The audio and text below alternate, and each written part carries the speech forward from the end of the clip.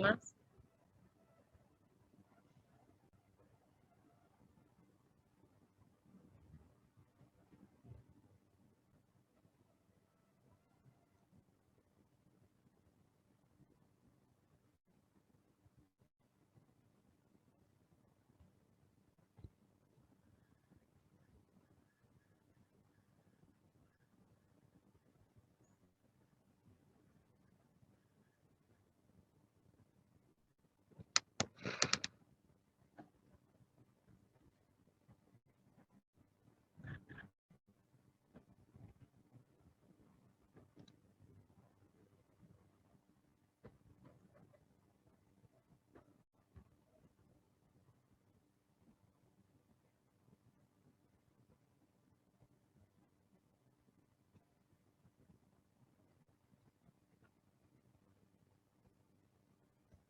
Bueno, vamos a arrancar, somos más de 100 personas ya en el Zoom.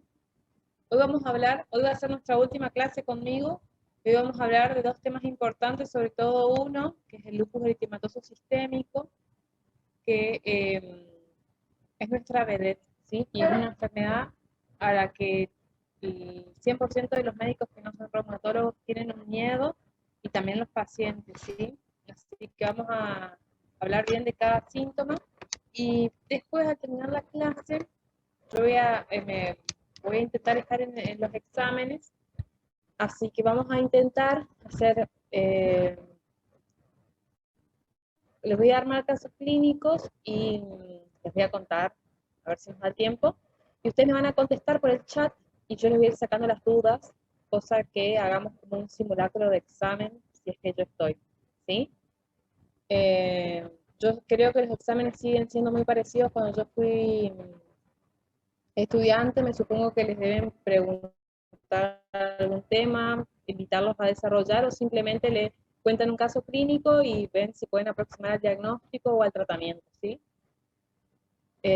Así que podríamos simular si quieren, y bueno, que se alineen los planetas, así puedo estar también en el examen. ¿Estamos?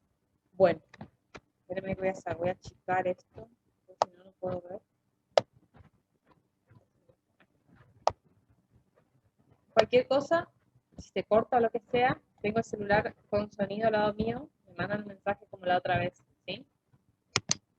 Bueno, vamos a empezar por el lupus eritematoso sistémico, que se conmemora el Día Mundial del Lupus Sistémico el 10 de mayo, y se representa por mariposas, y el color característico es el violeta, por eso puse este color para empezar. Entonces, el LES, cuando hablamos de LES, es lupus eritematoso sistémico. Después le voy a hacer otra referencia, pero cuando vean LES, estamos hablando de enfermedad sistémica, no solamente de un órgano. Es una enfermedad autoinmune, compleja, caracterizada por su afectación orgánica, sistémica, por la presencia de múltiples autoanticuerpos, y por lo tanto su curso, como su pronóstico, es variable, ¿sí? Yo no sé si ustedes entienden, ah, porque venimos hablando de la autoinmunidad, si ustedes saben lo que es autoinmunidad.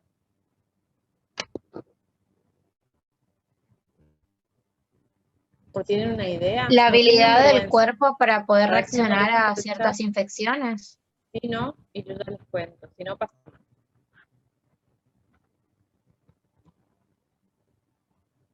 Creo que la doctora no nos ¿Vale? escucha. ¿Carmen? Bueno, si no, igual les cuento.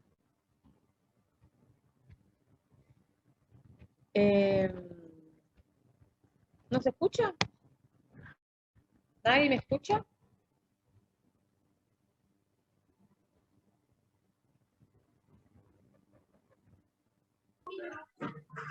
No, no los escucho yo a ustedes. No sé por qué, desde el día 1 no los puedo escuchar. Por eso lo que vamos a hacer es, voy a abrir de vez en cuando el chat y les voy a ir contestando las preguntas. Si quieren se pueden anotar y las contestamos al final. Lo que yo quiero saber es si ustedes saben lo que es autoinmunidad, porque podemos hablar un montón de cosas de libros, de de la definición de cada patología, pero a mí me interesa que lo que yo les enseñe o les cuente con pequeños detalles o pocas cosas a ustedes les quede bien claro y esto haga que reumatología sea mucho más llevadero. La autoinmunidad es cuando nosotros, dependiendo del factor, sea factor genético, ¿sí? La predisposición genética que tenemos nosotras, por ejemplo, las mujeres, que ya venimos hablando hace varias clases, de tener una enfermedad de esta característica o algún factor epigenético, estrés, drogas, el sol, ¿sí? Hacen, hacen que los los anticuerpos que tenemos nosotros habitualmente, que son los soldaditos que deberían cuidarnos de situaciones como gripe o generar cicatrización de heridas, por ejemplo, dejan de actuar en conjunto y empiezan a pelearse. ¿Sí? Dependiendo a dónde van a ir a pelear, dependiendo del órgano, es la enfermedad que van a generar. ¿Estamos?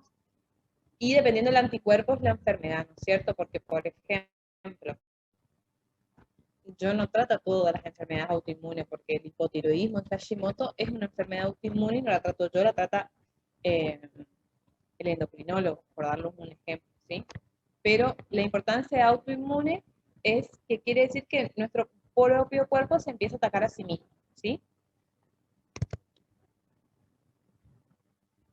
Vamos a hablar un poquito de la epidemiología del lupus. Y como característica, es una enfermedad poco frecuente, pero no tan rara, ¿sí? Porque a mí me pasa que mi consultorio está lleno de pacientes con lupus, pero en la sociedad habitualmente no muchos saben de esta enfermedad, ¿sí? Tiene una causa genética y una fisiopatología autoinmune, o sea, nos atacamos a sí mismos. Es más frecuente en la mujer y puede afectar casi todos los órganos del cuerpo humano, ¿sí? Es una enfermedad crónica y se trata, y si bien puede tener remisión, o sea, la remisión la definimos como no tener actividad la enfermedad, ¿sí? O sea, estar bien el paciente, puede causar con brotes, o sea, con flares que decimos nosotros. A ver, espérenme, yo voy a ir mirando el celular por las dudas si alguien me escribe y yo, no, por ahora nadie.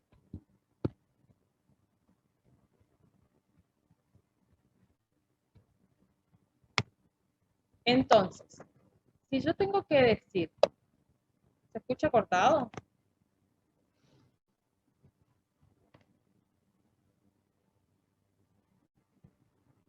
Sí, doctora, se escucha cortado. A ver, me voy a empezar a correr, a ver si me...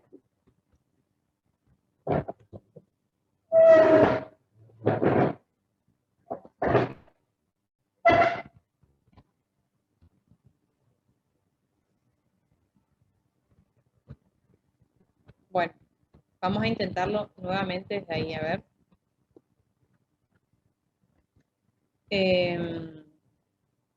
Si yo en el examen les pregunto, o oral o escrito les pregunto, ¿cuál es la definición del lupus eritematoso sistémico? Es una enfermedad crónica, autoinmune, multisistémica. ¿Estamos? Prometo que vamos a mejorar la audición y poder escucharnos mejor. Voy a tener que comprar otro micrófono. ¿Estamos? A ver, voy a dejarle acá el chat aparte por las dudas.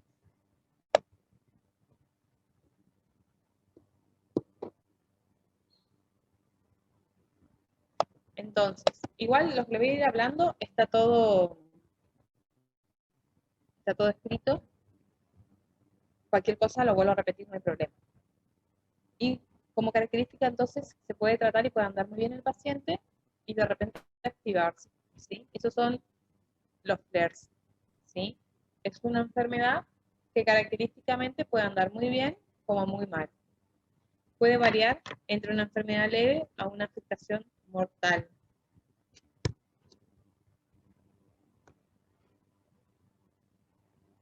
La incidencia va a variar de acuerdo al sexo, la raza y la edad.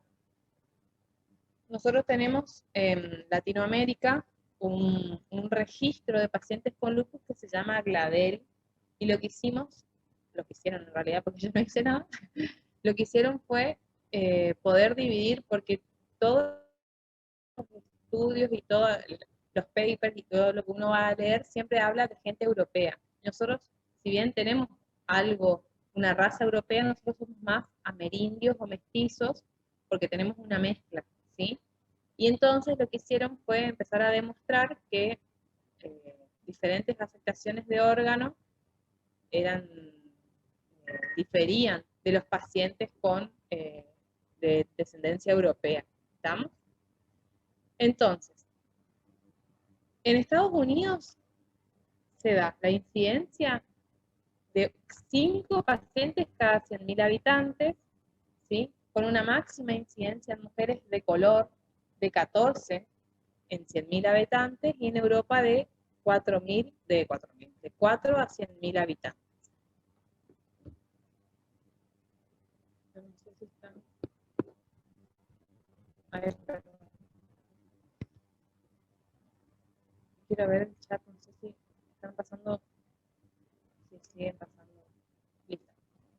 Bueno, característicamente se puede presentar a cualquier edad, chicos. O sea, existe el lupus pediátrico, existe el lupus del geronte, pero sabemos que es una enfermedad que se da en mujeres en edad fértil.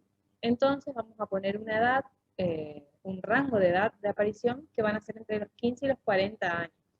Es 10 veces más frecuente en la mujer que en el hombre, ¿sí? Como todas las enfermedades reumáticas, que esto les vengo diciendo en varias oportunidades, y acuérdense que es pregunta de examen.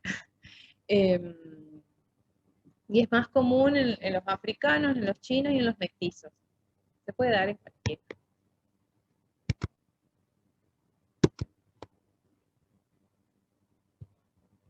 Bueno, la edad en la mayoría de los pacientes aparece entre los 15 y los 40 años, pero el promedio va entre los 29 y los 32 años, pero puede aparecer a cualquier edad, que es lo que yo les comenté. Tiene que ver mucho con la carga hormonal, sobre todo femenina.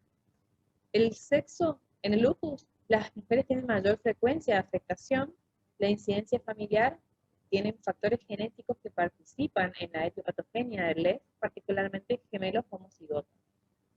En la corte de Gladel, que es esta corte que yo les comenté, la autoinmunidad familiar tiene mayor en mestizos, o sea, en nosotros, que en europeos y en individuos de situaciones socioeconómica alta. La pregunta es, ¿por qué se da más en la socioeconómica alta? Probablemente porque ellos consulten más y los de media o baja no puedan consultar y nunca puedan sumarse al registro para saber si tienen diagnóstico o no de una enfermedad autoinmune. Y después las influencias étnicas y sociales, habla que la prevalencia y la severidad es superior en mujeres norteamericanas de origen africano. Fíjense que hoy yo les había comentado que 14 de cada 100.000 mujeres africanas se afectan.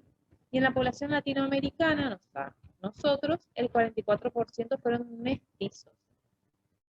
Tuvieron como distintivo que la enfermedad inicia a edad más temprana y presenta mayor compromiso renal y linfopenia, ¿sí? Entonces, si yo tengo, les voy a dar un ejemplo porque es una buena pregunta. Si yo tengo mi mamá con lupus y a mí me hacen un laboratorio totalmente asintomática y tengo FAM positivo, ustedes como médico me dirían que yo tengo lupus. Es muy pronto para preguntarles esto.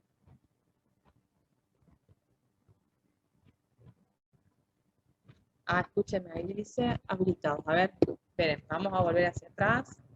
Díganme, chicos, porque la tecnología no es lo mío. A ver, más pausar, tener grabación, información de reunión. No me da la opción de poder silenciarlos, sacarlos.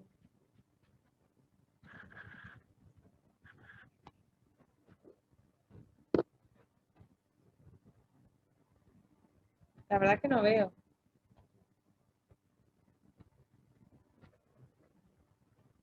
exacto. Ahí me contestó Gracie, ¿puede ser tu nombre? Bueno, Gracie me contestó. Exacto, bien chicos. Me encanta, me encanta, me encanta que me puedan contestar eso.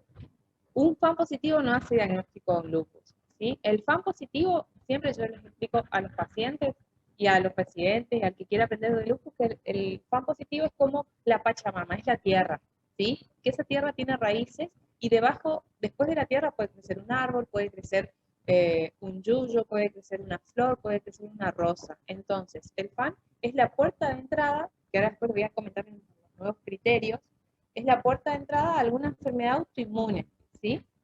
Puede ser que el paciente desarrolle lupus, como no, o desarrolle otra enfermedad autoinmune, o simplemente conviva como huésped en el mismo cuerpo con un paciente y no genere nunca enfermedad. Estamos, así que un FAN positivo solo no hace diagnóstico y siempre tiene que estar asociado a clínica. Muy bien. Hay que esperar e ir completando, ¿sí? Obviamente, también lo que va a variar es el punto de corte del FAN, ¿sí? Si yo tengo un FAN, ahora después les cuento bien un poquito el punto de corte, pero en líneas generales tenemos 1 en 80, para abajo es negativo. 1 en 80 queda ahí borderline entre positivo y negativo, y para arriba son positivos. 1 en 160, 1 en 640, 1 en 1280 y más de 2080 no se va, no, ya no te los informan, te ponen mayor a 1 en 1280. Antes me informaban de 5000 y eso. Si yo tengo un paciente que viene con un FAN mayor a 1 en 1280, pero sin clínica, voy a ver el tipo de FAN que tiene, el patrón, si es moteado fino, si es moteado grueso, si es homogéneo, si está, para pensar hacia dónde puede virar, y lo voy a controlar de cerca al paciente porque sé que en algún momento va a desarrollar una enfermedad autoinmune del origen que sea, pero yo no le puedo decir, mira, hoy tienes tal enfermedad. ¿Está? ¿Se entiende? Hasta 1 en 160, hasta 1 en 320, nosotros podemos darnos el lujo de decirle al paciente que por ahora no tiene enfermedad, pautas de alarma y control una vez al año. ¿Está?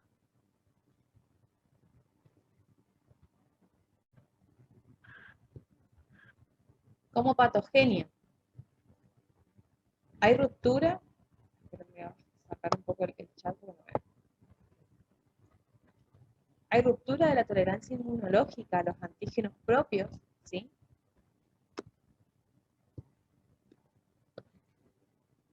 Hay alteraciones funcionales significativas de los linfocitos T y B con la consiguiente alteración de la inmunidad y la inmunidad humoral. ¿Estamos? Hay hiperreactividad de linfocitos B, o que van a generar anticuerpos. Acuérdense que los linfocitos B ya es la inmunidad que va a generar anticuerpos. No es la primera línea como el complemento, que lo único que va a hacer es disminuir y no va a generar ningún complemento y siempre va a reaccionar igual a todo. Por eso, por ejemplo, cuando uno se vacuna, estimula esta línea a los linfocitos B y T, estimulan para generar anticuerpos.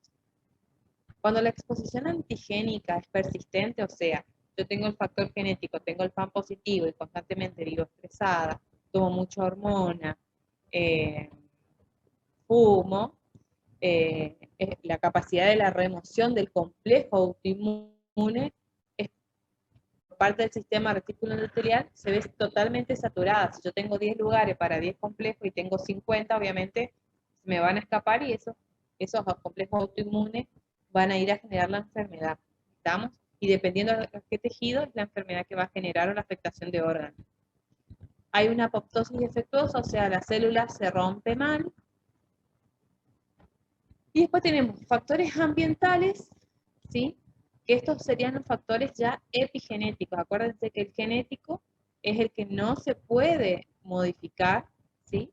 Y el epigenético es el que nosotros sí podemos modificar. Sedentarismo, obesidad, cigarrillo, estrés. Y tenemos factores ambientales como los herbicidas, pesticidas, colorantes y humo del tabaco. Acuérdense que el lupus también puede ser secundario a alguna medicación.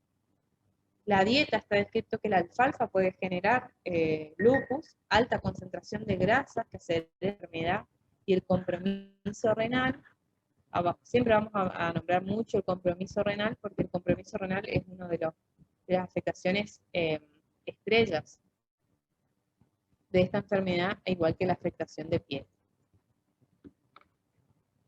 Después tenemos fármacos como la propionamida, la hidralazina, la isoniazida, la metildopa, la clorpromazina, los anticonceptivos orales, y en la piel también puede estar causando el omeprazol, los inhibidores de la bomba de protón.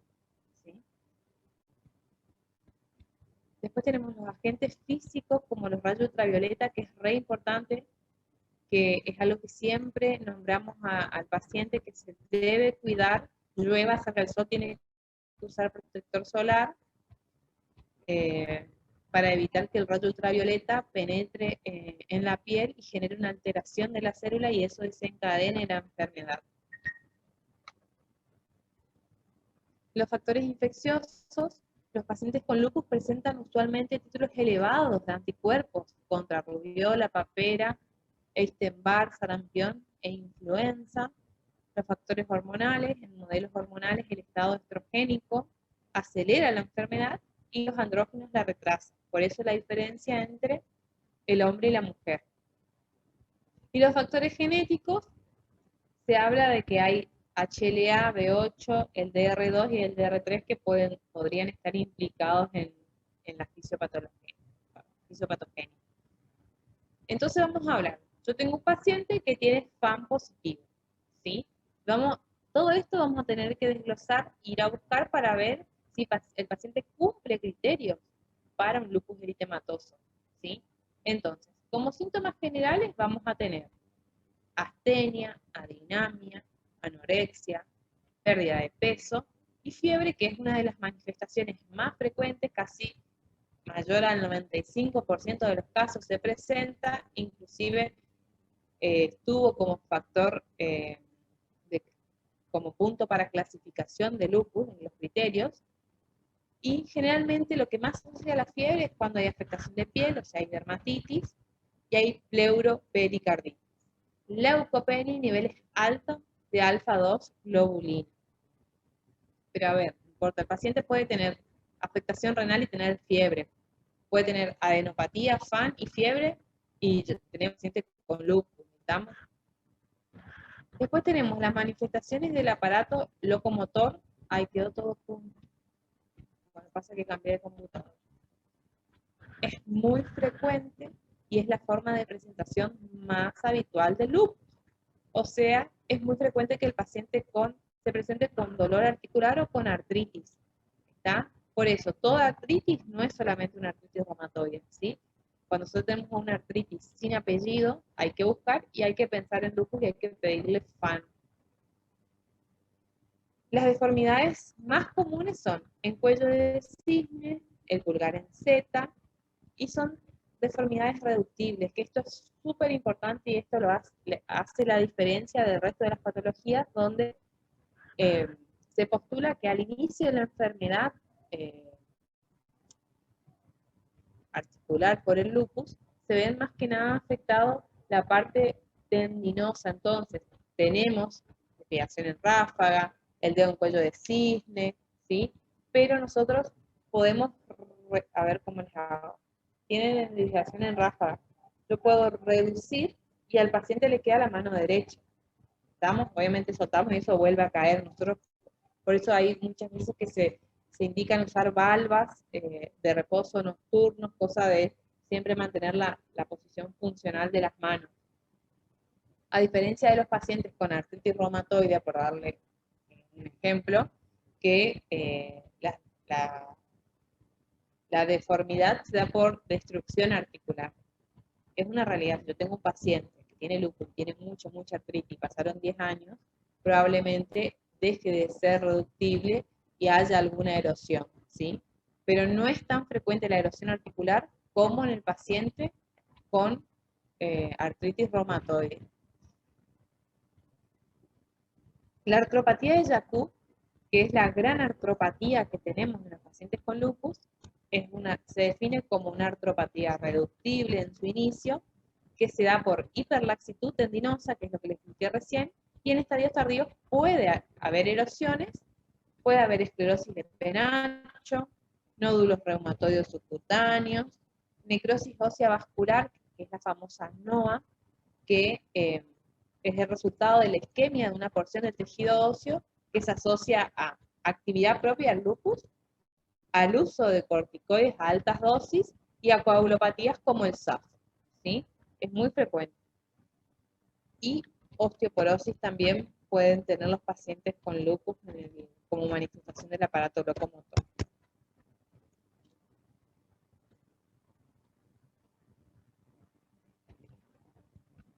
¿Vamos bien? A ver, tengo una pregunta. No, con predisposición genética, totalmente. La verdad, yo nunca he visto un lupus secundario, sobre todo se describe el lupus secundario, el lupus cutáneo secundario a omeprazol, ¿tá? Pero sí he visto lupus like por biológicos.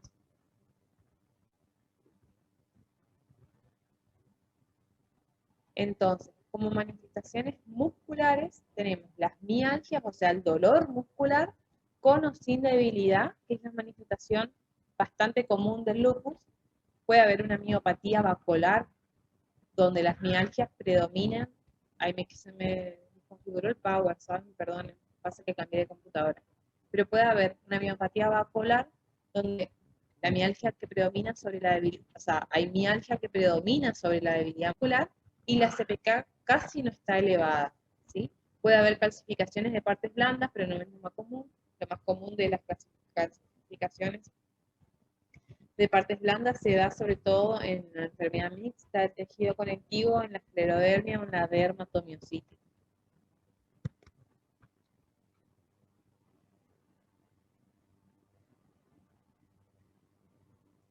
Como manifestaciones cutáneas, y es una manifestación muy importante porque se hizo una encuesta a múltiples reumatólogos de diferentes países donde englobaban los 3 tipos de afectación cutánea y se llegó a la conclusión que es la manifestación más frecuente de todas, conjunto, de los pacientes. O sea, generalmente casi el 100% de los pacientes en algún momento presentan alguna manifestación cutánea, así que esto es importante.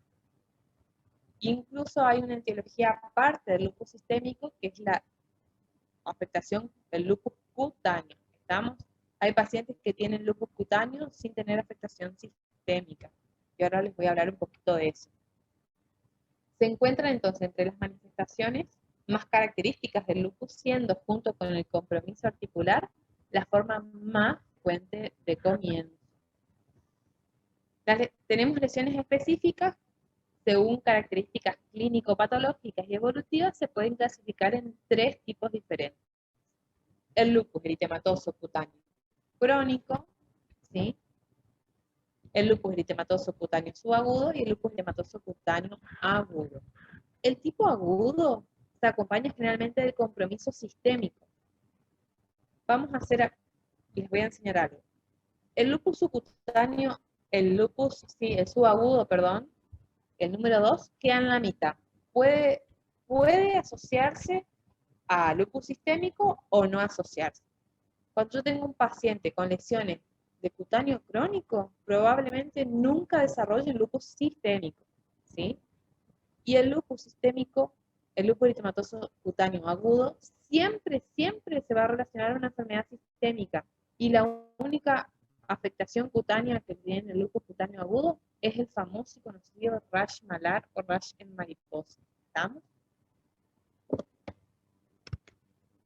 Entonces, vamos a tener, como clínica cutánea, tenemos las lesiones específicas del lupus cutáneo crónico, que es el llamado lupus eritematoso discoide. ¿Estamos? En el subagudo podemos tener afectación anular, tipo psoriasiforme, necrosis epidérmica o neonatal, Y en el agudo es el eritema en alas de mariposa, que es lo que se me nombre.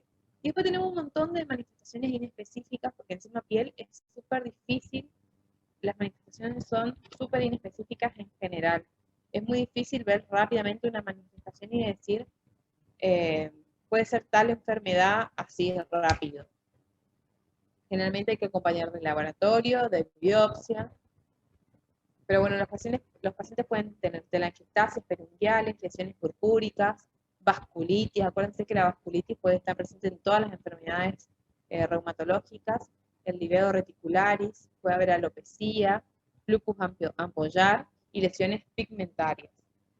Yo nunca me voy a olvidar cuando era residente de clínica médica y todavía no me decidía qué iba a hacer después de terminar clínica. Estaba entre cirugía cardiovascular y reumatología. Un ganabismo entre las dos especialidades, pero bueno, me gustan. Hoy en día hasta me haría cardiovascular. Entró una paciente embarazada, habrá tenido un embarazo en ese momento de por lo menos 6 meses, con unas lesiones ampollares generalizadas, importantísimas, y nosotros llegamos al diagnóstico de un lupus ampollar. Tuvo la mala suerte de perder su bebé en esa internación, porque aparte hizo una lesión, un debut de la enfermedad muy grave, ¿sí? También tuvimos que iniciar tratamiento bastante agresivo para poder salvarle la vida. Después tuvo otro hijo y anda bien. Entonces, para hablar un poquito más profundo, tenemos del crónico, son aquellas lesiones localizadas preferentemente en la cara, de curso crónico, persistente, poco sensible a diversos tratamientos y pasibles de evolucionar con una cicatriz permanente. Es la lesión crónica que da cicatriz. ¿Estamos? Lo más típico es la definida como lupus discoide, que son pápulas o placas eritematosas, descamativas o hiperqueratóxicas de tamaño y número variable que van dejando cicatriz atrófica, ¿sí? También se puede incluir la paniculitis lúpica o el lupus profundo. Y acá les puse unas fotos, ¿sí? Para que ustedes vean. Fíjense que sobre todo les dije que se da en cara el lupus discoide, empieza así redondito, ¿estamos?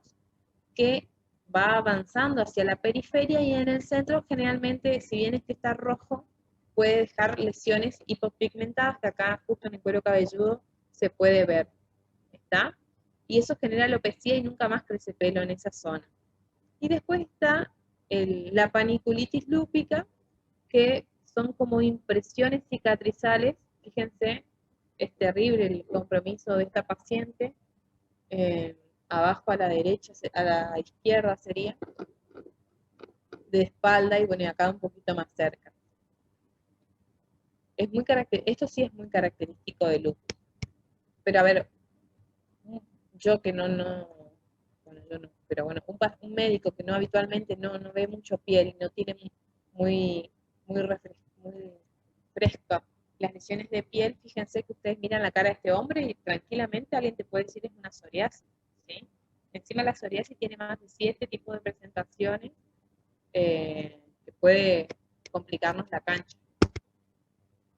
Después tenemos la lesión de tipo subagudo, que acá sí tenemos lesiones psoriasiformes, no psoriásicas, que son lesiones eruptivas localizadas habitualmente en zonas de fotoexposición, pueden ser brazos, escote, cara, que aparece como brotes de duración variable, ¿sí? Van y vienen, no es como la crónica que apareció y nunca más se fue, desencadenados frecuentemente por la exposición solar, que curan completamente sin dejar cicatriz en algunas, no siempre es así. Puede haber forma anular, forma psoriasiforme o pápula escamosa, de tipo multiforme o necrosis epidérmica y lupus neonatal. A mí me pasó hace poquito tener una paciente que tenía FAM positivo, a alto título, pero con un laboratorio y una clínica de una artritis reumatoide. Entonces, mi duda era, si la señora en algún momento va a desarrollar una enfermedad tipo lupus asociado y hacer una superposición, se llama cuando tenemos más de 2 enfermedades reumatológicas en un mismo paciente, o simplemente ese FAN alto estaba relacionado al anticuerpo de la artritis reumatoide. Entonces, lo que hacemos los reumatólogos es modular el FAN con la hidroxicloroquina. Yo le traté su artritis reumatoide y le puse hidroxicloroquina. A los 15 días de haber iniciado la hidroxicloroquina, la señora hizo lesiones de eritema multiforme, que cuando vino yo me quería morir, quería llorar con ella, estaba totalmente brotada, con lesiones redondeadas, multiformes, que tienden a confluir, algunas pruriginosas. Era como que hubiera agarrado un sello y le hubiera sellado toda la pierna y lo hubiera quemado. La duda era, hicimos una biopsia y la duda era si era secundario la hidroxicloroquina que está descrito o si era propia una reacción propia del asociado al FAM. Entonces, lo que hice fue suspenderle la hidroxicloroquina, tomar biopsia, hacer altas dosis de corticoide y aumentar la inmunosupresión, y la verdad que anduvo re bien. Y en la biopsia me vino que era urticaria. Claramente no concuerdo. Pero depende del patólogo que vea. Así que por ahora yo lo asumí que fue secundario a la hidroxicloroquina, porque yo tuve la exposición de 15 antes de haber iniciado el cuadro con la hidroxicloroquina. Después tengo otra paciente que ella sí tiene una artritis reumatoide severa, que no anduvo con DIMARS convencionales y tuvimos que pasar a tratamiento biológico. Acuérdense que la primera escala son los anti-TNF. Y cuando uno va a preparar un paciente para elegir el tratamiento, a ver si tengo una pregunta. Dosaje o la dosis. Generalmente la hidroxicloroquina, no generalmente, es así. En los últimos consensos antes usábamos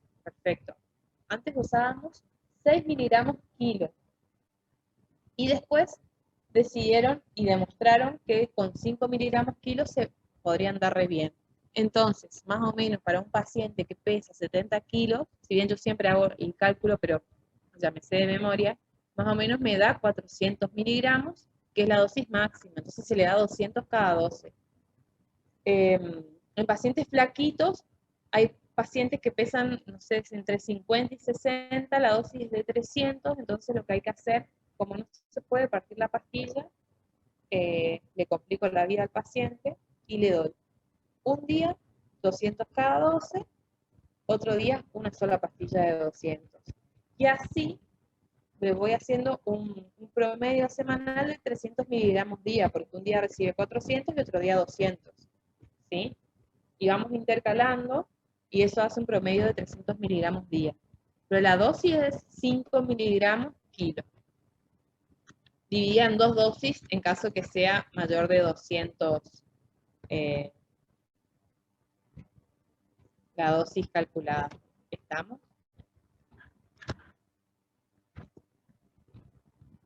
Bueno, y les contaba que una paciente me hizo un lupus cutáneo severísimo, cicatricial, hizo un lupus light secundario anti-TNF en la cara.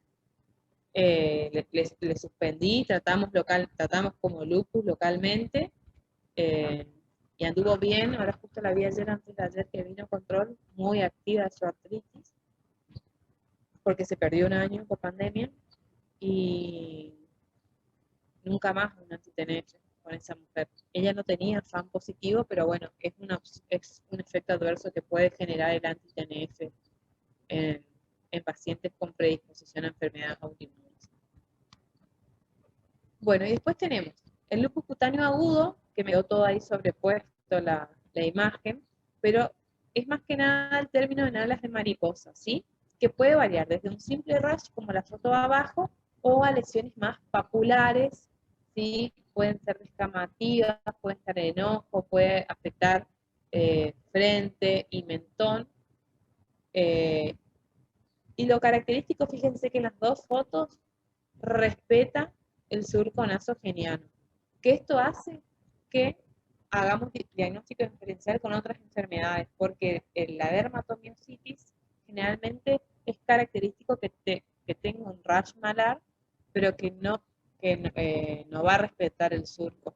Es un rash generalizado asociado a un edema heliotrópico y otras cosas características. ¿Está? Otro diagnóstico diferencial es la rosácea. Pero por ahí podemos preguntar al paciente si aparece en invierno, si se baña con agua caliente, aparece cuando se pone nervioso, si aparece en lugares cerrados, ¿está? Esto no va y viene, esto aparece y aparece, ¿sí?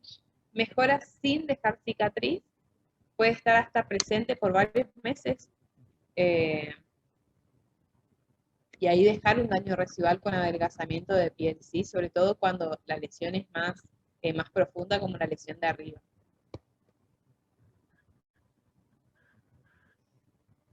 Ay, me quedo todo.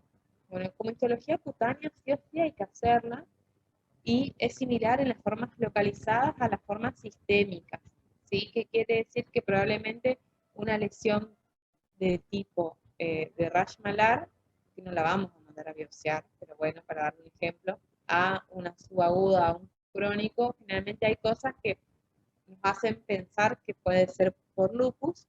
Va a haber degeneración hidrópica de la capa basal epidérmica, ver cambios degenerativos del tejido conectivo, infiltrados inflamatorios subepidérmicos, a predominio linfocitario, perivascular y perianaxial, puede haber edema dérmico, hipotrofia o atrofia en la dermis, dilatación de folículos pilosos por tapones córneos, ¿estamos? Y en la IFIS, ¿sí? Vamos a ver inmunoglobulinas y complementos en la unión dermopidérmica, denominado el test de la banda lúpica, ¿sí? Relacionado con brotes con el anti-DNA positivo e hipocomplementemia, ¿sí?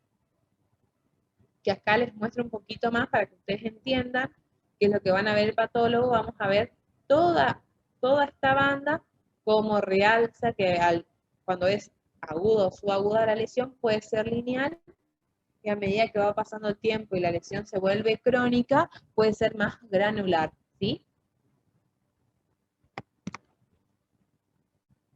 Y bueno, el 80% de la inmunofijación directa revelan depósitos de IgG, IgM, IgA, complemento fibrinógeno en la unión dermopidérmica, que es lo mismo que pasa en la biopsia renal, que sí o sí cuando hacemos una biopsia renal hay que pedir esto, que nos va a diferenciar de otras patologías, porque no hay ninguna patología que tenga tanto depósito en las uniones, ¿sí? En el riñón, cuando hay depósito de todos estos complementos, se llama full house, como el póker, ¿sí? Póker era, ¿no? Creo que sí. En mi época de estudiante jugaba, yo no me acuerdo. Después tenemos que es más frecuente en lesiones agudas y en zonas fotoexpuestas al sol. No son exclusivas de lupus, pero sí tienen, fíjense que en un 80% aparecen, así que no son exclusivas, pero tiene un peso importante en el diagnóstico. Y el lupus discoide, solo en piel enferma, puede estar, o en lupus sistémico, tanto en piel sana como enferma. Fíjense, en cualquier piel, en un paciente activo, yo le puedo hacer una biopsia y encontrar el test de la banda lúpica, que es, obviamente que esté expuesta al sol, en un 50% aparece, y en la parte no expuesta en un 30%. Y ahí, fíjense la importancia de cómo empiezan a haber cambios desde piel por los rayos ultravioletas, ¿sí? Que va a terminar generando la enfermedad. Y un test de banda lúpica negativa no descarta la enfermedad, ¿sí? Bueno, como manifestaciones cardiovasculares, con los nuevos estudios pudimos descubrir que se afecta hasta en un 80%, o sea, es frecuente la afectación, y tiene una fuerte asociación con los anticuerpos antifosfolipídicos, que van a dar otra enfermedad que se llama síndrome antifosfolipídico. No sé si lo llegaron a hablar o no, pero es una de las enfermedades, perdón, que más se relaciona al lupus. Y bueno, como afectación podemos tener, a ver, miro si no me escribo alguien de ustedes. No. Como afectación podemos dividirlas en primarias y en secundarias, donde tenemos pericarditis, que es lo más común y vamos a ir a buscar en todos los pacientes. Un paciente que ingresa a internación sin diagnóstico, pero tiene afectación renal y algo de piel, yo le tengo que pedir un ecocardiograma y ver si no tiene derrame pericárdico. Puede haber la famosa endocarditis de Lehmann-Sachs, valvulitis, arritmia por bloqueo AB y compromiso valvular. Y como afectación secundaria puede desarrollarse hipertensión arterial, pulmonar, ¿sí? por vasculitis, y el tratamiento ahí sería la inmunosupresión, no solamente un antihipertensivo tipo sildenafil, ambrisentan o algo de esas que se usan. Puede haber toxicidad farmacológica también que pueda generar afectación secundaria e endocarditis infecciosa. Como manifestación pleuropulmonar vamos a tener pleuritis. Siempre que hay pericarditis tengo que buscar pleuritis, o sea, paciente ingresa, siempre le pido el ecocardio y le pido una radiografía de tórax o un eco, una ecopleura cuando no es evidenciable el examen físico, porque muchas veces puede ya evaluarse en el examen físico y puede haber pleuritis, o sea, inflamación de la pleura con o sin derrame hasta en un 60%, que es la manifestación más frecuente de las manifestaciones pulmonares. Puede haber derrames de poca magnitud, bilateral y recurrente, ¿sí? Siempre es bilateral. El exudado tiene altos niveles de glucosa y bajos niveles de LDH, puede contener FAN en el líquido que no se dosa, la verdad, puede haber DNA y células LE, que las células LE ya no es de costumbre solicitar y quedaron súper en el tiempo para el diagnóstico de lupus. Antes solamente se solicitaba células LE cuando no conocíamos el FAN. Puede haber neumonitis lúpica aguda, o sea, una inflamación del parénquima pulmonar, hemorragia alveolar que es súper frecuente, neumonitis lúpica crónica y neumonía intersticial linfocitaria asociada al síndrome de Sjögren y al anti-Rho positivo, e hipertensión pulmonar que se asocia a anticuerpos antifosfolipídicos. El paciente puede tener fenómeno de Raynaud, enfermedad pulmonar intersticial. Y ahí ustedes van a ver que les vengo nombrando hace varias clases, el fenómeno de Raynaud, la vasculitis, la enfermedad intersticial, la artritis, ¿estamos? Se mezclan mucho los síntomas en mis patologías. Y después tenemos las manifestaciones renales, que esto es re importante, que es una de las principales causas de muerte y mortalidad en el lupus. Y la verdad que para mí, actualmente acá en Misiones, es el cuadro más frecuente de afectación renal y el hematológico. Es lo que más vemos.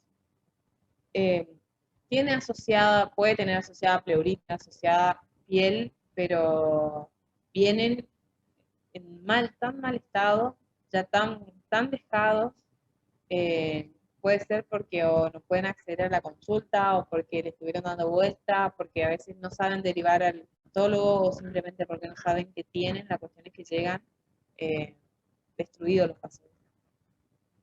Se observa entre el 60% de los pacientes y no parece diferir según la edad de comienzo de la enfermedad, no importa. Lo importante, no importa la edad del paciente, lo importante es que vos haces diagnóstico de lupus. Si el paciente no debuta con una nefritis lúpica, nosotros sabemos que en los primeros 2 años puede hacerlo. Así que sí o sí hay que controlar constantemente el riñón. Entonces, sumado a que yo le pido un ecocardiograma anual o al ingreso o cuando está activo el paciente, la radiografía de tórax, también le pido orina completa. Vemos si depende del lugar se puede hacer un sedimento urinario y en realidad proteinuria 24 horas que generalmente uno le pide en cada consulta, que las consultas son por lo menos cada 3 meses. Se pueden ver afectadas todas las estructuras del riñón, pero el target característico es el glomerular. ¿Estamos? Y tenemos el sedimento urinario, que es patológico, descartando otras causas, por ejemplo, una infección urinaria, ¿sí? Y es un elemento decisivo en pacientes que por ahí te complica, por ejemplo, viene un fin de semana largo y no se puede procesar la muestra de proteinuria 24 horas, vos pedís un sedimento fresco y podés llegar a ver crenado, el glóbulo rojo viene con la forma del glomérulo, ¿sí? Puedes ver cilindros glomerulares, que también son cilindros granulosos, que tienen forma de glomérulo, y sabes que la lesión viene desde el glomérulo, y eso ya podemos iniciar tratamiento, ¿sí? Asociado al diagnóstico, ¿no? Hay pacientes que por ahí ingresan por derrame pericárdico, vos le haces una orina de rutina y ves que tiene más de 30% de crenado, sabes que se está activando el riñón, todavía no generó ni o el síndrome nefrítico o el síndrome nefrótico, que es la presentación más habitual, eh, pero va a requerir tratamiento. ¿Estamos? ¿Vamos bien? Porque por ahí yo me copo y hablo y parece que sí. Los pacientes cursan con bajo, generalmente cuando hay afectación renal, quiere decir que hay mucha actividad lupus y el complemento va a estar bajo. El C3 y el C4 van a estar bajos. El DNA debería estar positivo, pero si no lo está, no importa, no nos define nada. Y tienen estos dos, siempre nos predisponen a un riesgo mayor de enfermedad renal activa, igual que el anti-SM, que es marcador de afectación renal. Entonces, para resumir un poquito más de nuevo lo que les venía contando, tenemos la injuria renal en la nefritis lúpica y puede ser enfermedad por depósito de inmunocomplejo, que es en el casi 99% de los casos, donde va a haber depósitos en la inmunofluorescencia de IgG, IgM, IgA, C3, C4, C1Q y el fibrinógeno, perdón. Y si no, tenemos la enfermedad sin complejos inmunes, donde podemos tener microangiopatía trombótica, pero esto más se da secundario a pacientes que tengan lupus asociado a SARS, afectación podocitaria de los podocitos y enfermedad tubulointersticial, que no es tan frecuente, pero sí es marcador de otra enfermedad, que es el Sjögren, que es la gran diferencia entre Sjögren y lupus. Pregunta de examen. La punción biopsia renal a menudo nos va a dictar el tratamiento y el pronóstico. Paciente con afectación renal, se debe biopsiar el riñón. ¿Estamos? Porque nos da el diagnóstico y nos va a dar el tipo de nefritis lúpica, que ahora les voy a comentar, que hay varios tipos en su clasificación, ¿sí? Y vamos a tener la clase 1, que es la nefritis lúpica mesangial mínima, ¿sí? Después ustedes leen la descripción. La clase tipo 2, que es la nefritis lúpica proliferativa mesangial, que en estas dos lo que vamos a hacer es simplemente ocupar o bajas dosis de corticoide y enalapril, nada más, ¿sí? Generalmente es muy raro que nosotros agarremos en esta etapa a los pacientes, generalmente ya vienen más avanzados. Después tenemos la clase 3, que es la nefritis lúpica focal, y se puede dividir en clase A y C, donde van a intercalar lesiones activas, inactivas o crónicas, activas crónicas, perdón, y solamente crónicas, que nos va a hablar ya del tiempo de evolución y del tiempo de la evolución de la enfermedad y del pronóstico. ¿Por qué? Porque si nosotros agarramos unas lesiones puramente activas, sabemos que con una buena inmunosupresión eso se va a desinflamar y el paciente probablemente no quede en diálisis y tenga una buena respuesta. Ya te digo, la diferencia entre el Sjögren y el lupus es que el Sjögren es el que mayormente genera la afectación tubulointersticial, y el lupus genera mayormente afectación glomerular. ¿Estamos? Entre cada clase de nefritis, ¿cada cuánto se hace el control? ¿Sigue siendo cada 3 meses? En realidad, no es entre clase de nefritis, porque la clase de nefritis te lo va a dar la biopsia. Lo que se hace cada 3 meses son los controles con los pacientes, ¿sí? Un paciente que tenga una afectación severa de órgano blanco, que vos le estás inmunosuprimiendo, le dejaste dosis altas de corticoide, que ahora les explico un poquito mejor cuando hablemos del tratamiento, que vos vas a ver cada 3 meses o antes si se puede. A veces en el hospital yo los veo cada 6 meses, me quiero morir, vienen recontra pushing porque no consiguieron turno antes. La 1 y la 2 generalmente se trata con corticoides y se trata con IECAS, ¿sí? Generalmente el enalapril, que se usa dosis de antiproteinúricos de 5 miligramos cada 12. Después tenemos la clase 3 y la clase 4, que son las más frecuentes, ¿sí? Que acá sí vamos a tener que hacer pulsos de corticoides, sí o sí, no existe, le doy corticoide bioral. Internamos al paciente, hacemos 3 pulsos de metilprednisolona de 500 a 1 gramo. En las nuevas guías, antes usábamos mucho de 1 gramo, ahora en las nuevas guías se están usando entre 250 y 500 miligramos. Y después se decide un inmunosupresor, ¿sí? Que va a ser ahorrador de corticoides, que puede ser, se puede usar ciclofosfamida, se puede usar micofenolato, se puede usar rituximab. El rituximab, esto seguramente lo voy a nombrar más adelante, pero igual les comento ahora. El rituximab se usa como última carta, como un as en la manga, ¿sí? Por un lado. Segundo, se inicia por ciclo o por micofenolato. Y vamos a hacer de vuelta. ¿Se acuerdan que yo les había nombrado que en las otras enfermedades tenemos un inicio, una inducción a la remisión, que son por 6 meses, o sea, somos súper agresivos por 6 meses, y después ya entramos en mantenimiento y empezamos a bajar, podemos pasar a violar la medicación o empezamos a bajar el corticoide, ¿sí? Entonces, hay estudios, sobre todo el GLADER y diferentes estudios que demuestran que nosotros en los mestizos, la mejor medicación que ha demostrado respuesta es el micofenolato. Es una pastilla que se usa vía oral y no genera alteración de la fertilidad, que tenemos que tener en cuenta que, acuérdense que estamos tratando gente joven, ¿sí? A ver, tengo una pregunta.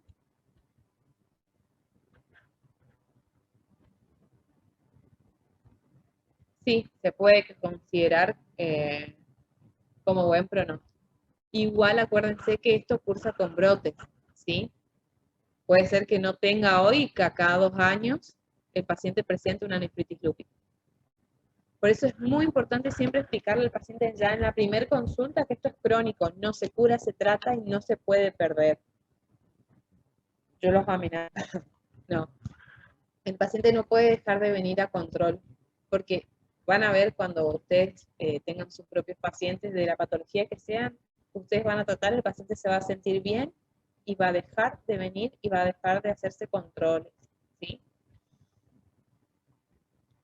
Bueno, entonces, les hablaba de la inducción del tratamiento.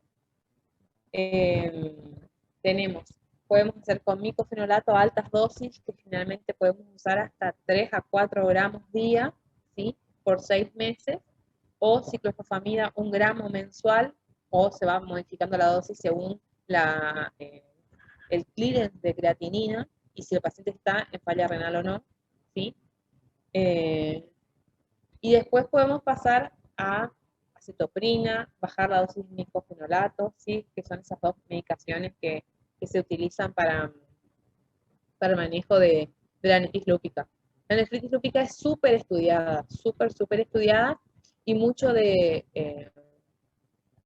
los protocolos que usamos en nefritis lúpica extrapolamos a otras enfermedades y las replicamos. Al igual que los protocolos que se usan, por ejemplo, de rituximab en artritis reumatoidea, las extrapolamos y los usamos en vasculitis perdón. Después tenemos el estadio, o sea, el estadio 5 de nefritis lúpica membranosa, donde ya hay el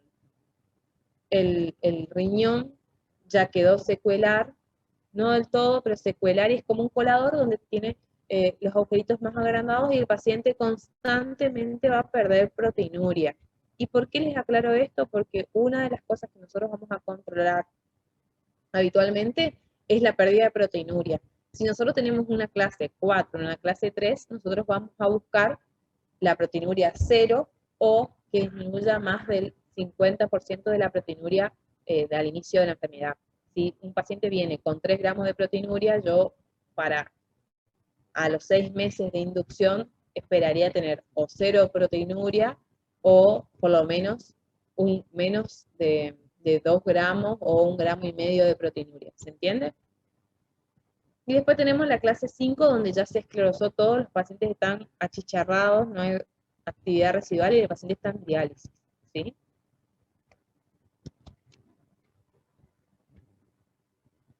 Entonces, y acá les puse esto para que ustedes vean la correlación clínica de los pacientes según con la afectación renal.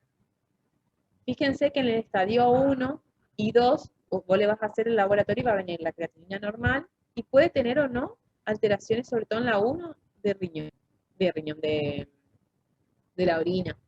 Y en la 2 podemos encontrar microhematuria o proteinuria no nefrótica. Puede tener, no sé, el punto de corte es 140 generalmente en la mayoría de los laboratorios de proteinuria en 24 horas y el paciente viene con 280. La verdad que es una proteinuria porque siempre se considera patológico mayor de 500, pero yo personalmente mis pacientes con lupus los mando al nefrólogo, que el nefrólogo lo vea, a ver si es necesario cambiar la dieta, ¿sí? Porque muchas veces cambian la dieta, mejoran el consumo de sal y eso mejora, ¿sí?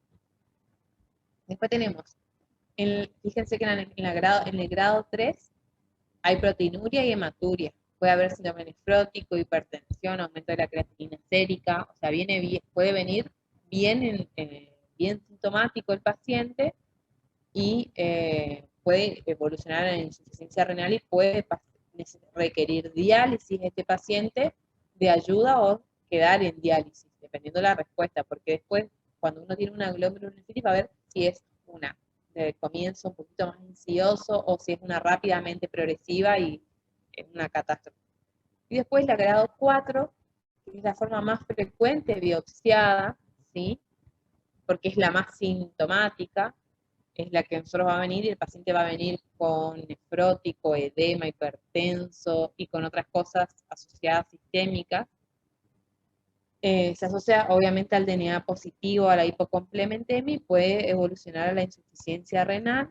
En la tipo 5 yo le dije que solamente iba a predominar la proteinuria, ¿sí? Y ahí en general hay escasa actividad inmunológica, ¿sí? Generalmente ya es como se prendió fuego el riñón y empezó a quedar y ya llegamos a la clase 6 donde ya hay escombros, no hay nada, no sirve ese riñón, quedó totalmente achicharrado. ¿Está? Y entonces, si yo recibo una biopsia de pulmón, de riñón, yo puedo definir lesiones activas y lesiones crónicas. Las lesiones, ¿para qué me va a servir esto? Para definir el tratamiento, ¿sí? Y el pronóstico del paciente y cuánto va a mejorar si un paciente ingresa. Muchas veces nosotros necesitamos poner en reposo ese riñón, o sea, ingresar en diálisis al paciente, darle un empujoncito a ese riñón para que arranque 2-3 diálisis o por lo menos 2-3 meses de diálisis o 2-3 días de diálisis hasta que ese riñón, porque generalmente el paciente viene anúrico, entonces mimamos un poco el riñón, ahí tengo una pregunta, mimamos un poco el riñón y esto reacciona entonces, las lesiones crónicas y activas me pueden hablar a mí del pronóstico del paciente. Ay, me fui. Ya te contesto toda la dosis de micofenolato. Aguantame un toque que quiero terminar esto para dejar bien claro. Entonces, las lesiones activas, esto es importante, chicos. Tenemos de glomerular, puede haber hipercelularidad endocapilar, con o sin infiltración leucocitaria, disminución de luces capilares, cardiorrexis, necrosis fibrinoide, semilunas celulares. Acuérdense que yo les dije que podemos también inclusive hasta perder una orina. Trombos hialinos, infiltración leucocitaria glomerular o ruptura de la membrana glomerular basal. ¿Estamos? Y las lesiones crónicas hay esclerosis, semilunas celulares, pero esclerosadas claramente, fibrosis intersticial y atrofia tubular. Ya todo más en seco en las lesiones crónicas. Perdón, se me seca la boca. Yo no sé cómo vamos de tiempo. Entonces, todo paciente que tenga afectación renal hay que biopsiar. Entonces hay indicaciones de biopsia para pacientes con lupus. Esto es pregunta de examen. Proteinuria confirmada mayor de 500 miligramos en orina de 24 horas o un cociente de proteínas creatinina de muestra matutina mayor de 500 de nuevo, ¿sí? O sedimento activo, microhematuria, leucocituria, cilindruria, ¿sí? Que es lo que les fui nombrando a medida que les fui contando. O un deterioro inexplicado de la función renal. Hay un cuadro clínico, que es el único cuadro clínico que nosotros hoy aceptamos, que se llame lupus, sin FAN, que es la nefritis lúpica. Vos le haces todos los estudios, viene el FAN negativo, tiene un deterioro renal, le haces la biopsia y viene con depósitos de complejos autoinmunes y vamos a tener un lupus propiamente de riñón, que generalmente se puede asociar a DNA positivo. ¿Tá? Con sedimento inactivo y ante la falta de proteinuria, la biopsia no tiene indicación, la verdad. Pero si nosotros tenemos dudas y ese riñón está ahí sobrevolando y no termina de de ser normal, hay que biopsiar. Y lo que se usa actualmente, que se usa hace años ya, cuando yo fui residente de reumatología, allá por el 2015,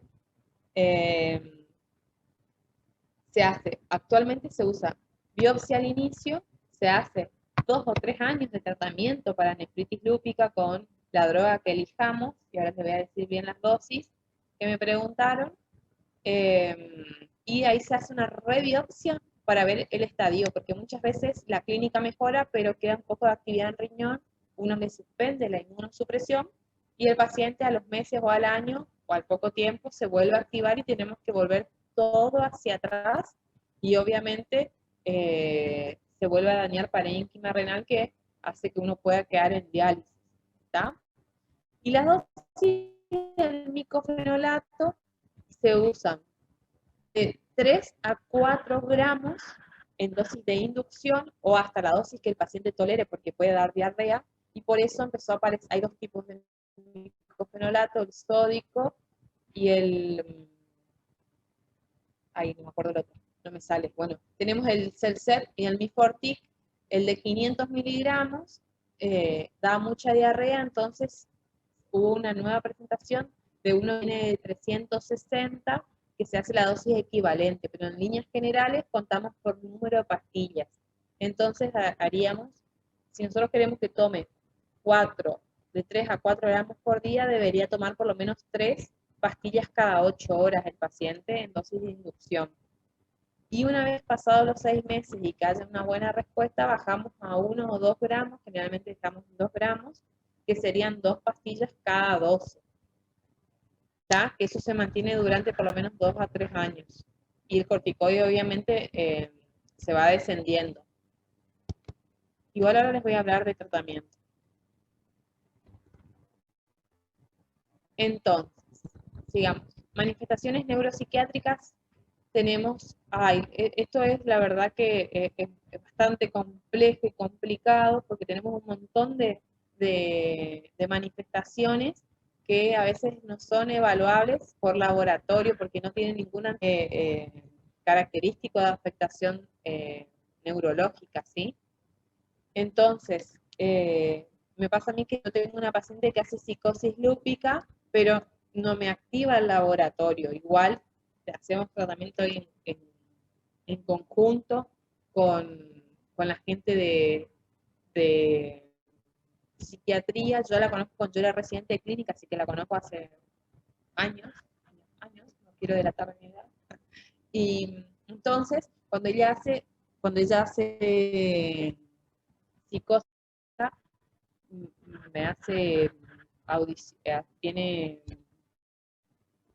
ve cosas y escucha cosas, no me sale el nombre. Entonces, la otra vez pasó que estaba de web, habitualmente se pierde, deja de bañarse, no quiere comer, se pone totalmente a la madre, ya la conoce, corre a verme. Y la última vez a mí no me impresionó que fuera actividad lupus, así que hablé con la psiquiatra, le ajustó la medicación y anduvo re bien, así que simplemente era no actividad lúpica, sino el residual de su patología psiquiátrica. A ver, tengo una pregunta. Alucinaciones, gracias. ¿Estamos?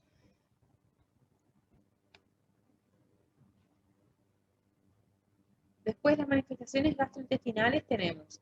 Puede afectar, fíjense, enterito el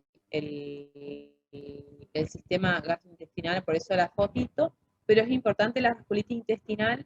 Yo, gracias a un trabajo de Case Report que presentamos en un congreso argentino de medicina interna, me gané un premio al mejor caso del país en ese momento, de lupus. Eso fue mi ingreso a la residencia en el Hospital de Clínicas en Buenos Aires de reumato, donde yo presenté 3 pacientes lúpicas con vasculitis intestinal, que después, una vez que yo terminé la residencia de clínica, mis residentes inferiores continuaron y sumaron 2 casos más y la pudimos presentar en un congreso de reumato, 5 casos de vasculitis entérica, o sea, es re frecuente y es re grave, el paciente se muere, ¿sí?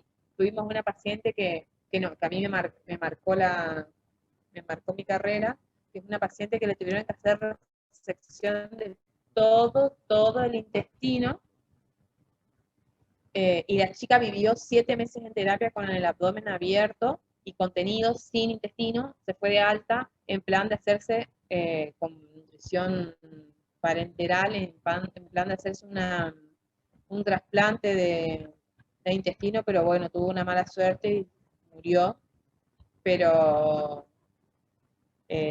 una vez que te pasa algo tan traumático a uno como médico, a un paciente, uno siempre tiene esto en cuenta y lo busca, ¿sí? Paciente con dolor abdominal, con una enfermedad autoinmune, nunca desestimar, ¿sí?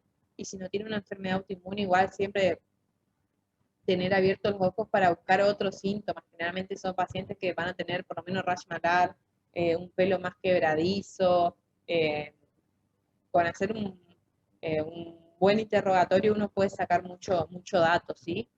De la especialidad que seamos, ¿sí? Somos médicos y tenemos que preguntar y revisar y examinar al paciente, ¿estamos? Seguimos porque si no.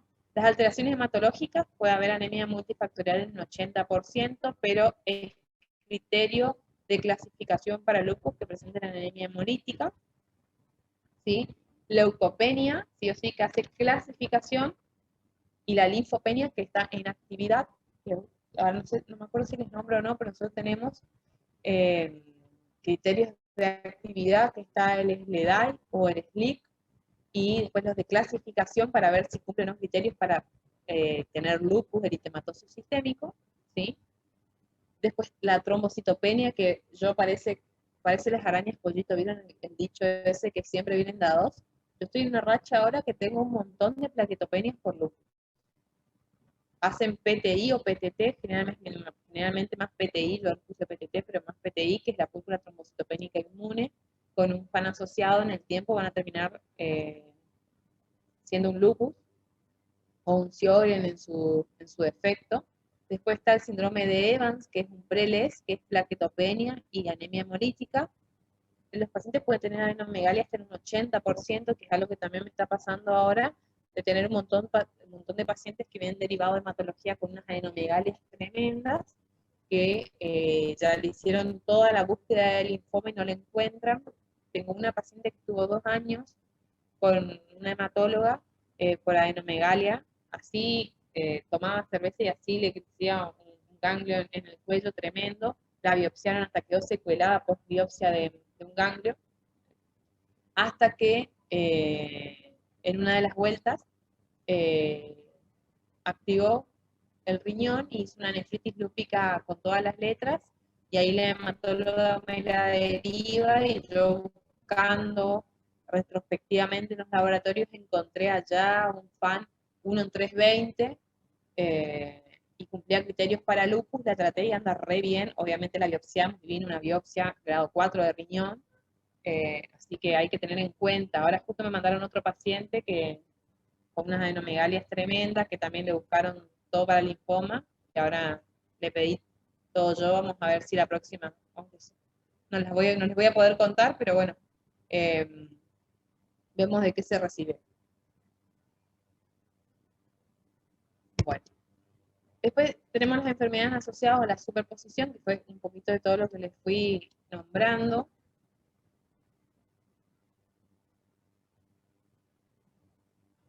Una adenomagalia aislada, solita, la verdad que no. Y la biopsia, pasa que vos no sé, la adenomagalia por lupus, en la biopsia, lo que vos vas a tener solamente es un cuadro inflamatorio, o sea, nada, es como tener eritro y PCR que no te hace diagnóstico de nada, solo te avisa que algo está pasando, ¿está? Vos tenés que tener adenopatías, o sea, un conjunto de múltiples adenopatías y asociado a algo más siempre, acuérdense, ¿está?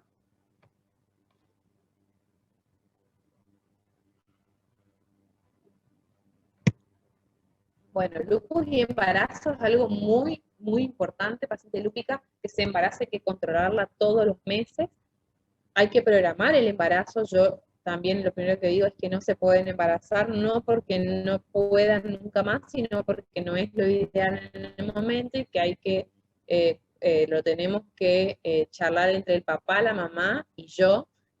Mientras ellos hagan el acto, yo comando la búsqueda del bebé con un obstetra que haga alto riesgo, sí o sí. Puede haber posibilidad de brotes y actividad de la enfermedad, tenemos que estar preparados también por el tema del uso de la medicación, ¿sí? Que esté permitida para el embarazo. La hidroxicloroquina se puede usar en embarazo, acetoprina se puede usar en embarazo, ¿sí? Y se puede usar en embarazo también la prednisona, ¿estamos? La anticoncepción dice, es permitida, la verdad que nosotros no hacemos anticoncepción a nadie, no le damos hormonas, porque si está inactiva se puede inactivar. Lo que sí hacemos es permitir en pacientes que tienen por ahí mucha metrorragia, se puede llegar a postular o un DIU de cobre o un DIU Mirena que tiene progesterona, si no me equivoco. El lupus neonatal. Bueno, importante en las madres que muchas madres pueden ser Rho positivas y las Rho positivas en los niños en el lupus neonatal generan bloqueo cardíaco congénito. Así que hay que tener control cardíaco y ver si no es necesario hacer altas dosis de corticoide para evitar esta afectación de cardíaca al bebé porque corre riesgo. Puede haber efectos cutáneos transitorios en el bebé en las primeras semanas nacidas, y ahí les cuento un poquito lo del bloqueo cardíaco completo, y los anticuerpos en el niño desaparecen al 6º mes. Y después, bueno, iniciales de cuándo pueden aparecer el lupus puede ser secundario a una infección, puede haber el famoso lupus light secundario a un síndrome paraneoplásico. Tuvimos uno así, que se terminó debutando con linfoma. Puede ser secundaria a drogas, ¿sí? Sobre todo los anti-TNF. Y el diagnóstico va a depender de la evolución y la presentación clínica y serológica, y eso puede ser muy, muy variable. Fue lo que les fui nombrando un poco durante toda la clase. Hay que hacer una buena historia clínica, exámenes complementarios, análisis de sangre y rutina más autoanticuerpos, biopsias de piel, de riñón e imágenes, lo que sea necesario. Y bueno, ¿cuáles son los criterios de clasificación? Tenemos los de 1997 que quedaron medio obsoletos y los que se van a usar nuevos, que son 11 puntos, que incluye, por ejemplo, la BDRL como, y de los anticuerpos para SAF, que hacen diagnóstico de lupus, o sea, siempre hay que pedírselos, ¿está? El rash malar, el lupus discoide y la fotosensibilidad, que la fotosensibilidad ahora no tiene un punto solito, se engloba con el rash malar en los dos criterios, ¿está? Bueno, acá, fíjense que hace acá la comparación entre criterios de ACR de 1997 y en la otra punta están los criterios de SLIC, que te dice con cuántos criterios uno llega al diagnóstico de lupus, ¿está? Eso después lo leen y lo miran. En el nuevo criterio de SLIC tenemos criterios clínicos y 7 criterios inmunológicos que antes sumaban un solo punto, ahora cada uno suma un punto, ¿sí? Fíjense, hay 11 clínicos y 7 o 6 inmunológicos. El laboratorio inmunológico. Esto es importante porque ¿qué le van a pedir a los pacientes? Van a pedir FAN con título y patrón, se debe pedir. Van a pedir anti-DNA. Van a pedir los famosos ENAs, que son los anticuerpos asociados que acompañan al FAN, que son el SM, que si viene positivo es marcador de afectación renal, el RO y el LA, que el RO y el LA son positivos en otras enfermedades. Todos estos anticuerpos pueden ser positivos en otras enfermedades, pero marcador, tenemos el DNA de lupus, el SM de lupus, el RNP es marcador de enfermedad mixta al tejido conectivo, pero tampoco es específico. Fíjense que es algo que yo les fui poniendo al lado. Los anticardiolipina y la beta-2, glicoproteína IgG-IgM, el inhibidor lúpico y la BDRL, que son del SAF, pero también están dentro de los criterios para el diagnóstico del lupus, y la prueba de Coombs, que también se puede hacer. ¿Alguna pregunta ahí? No.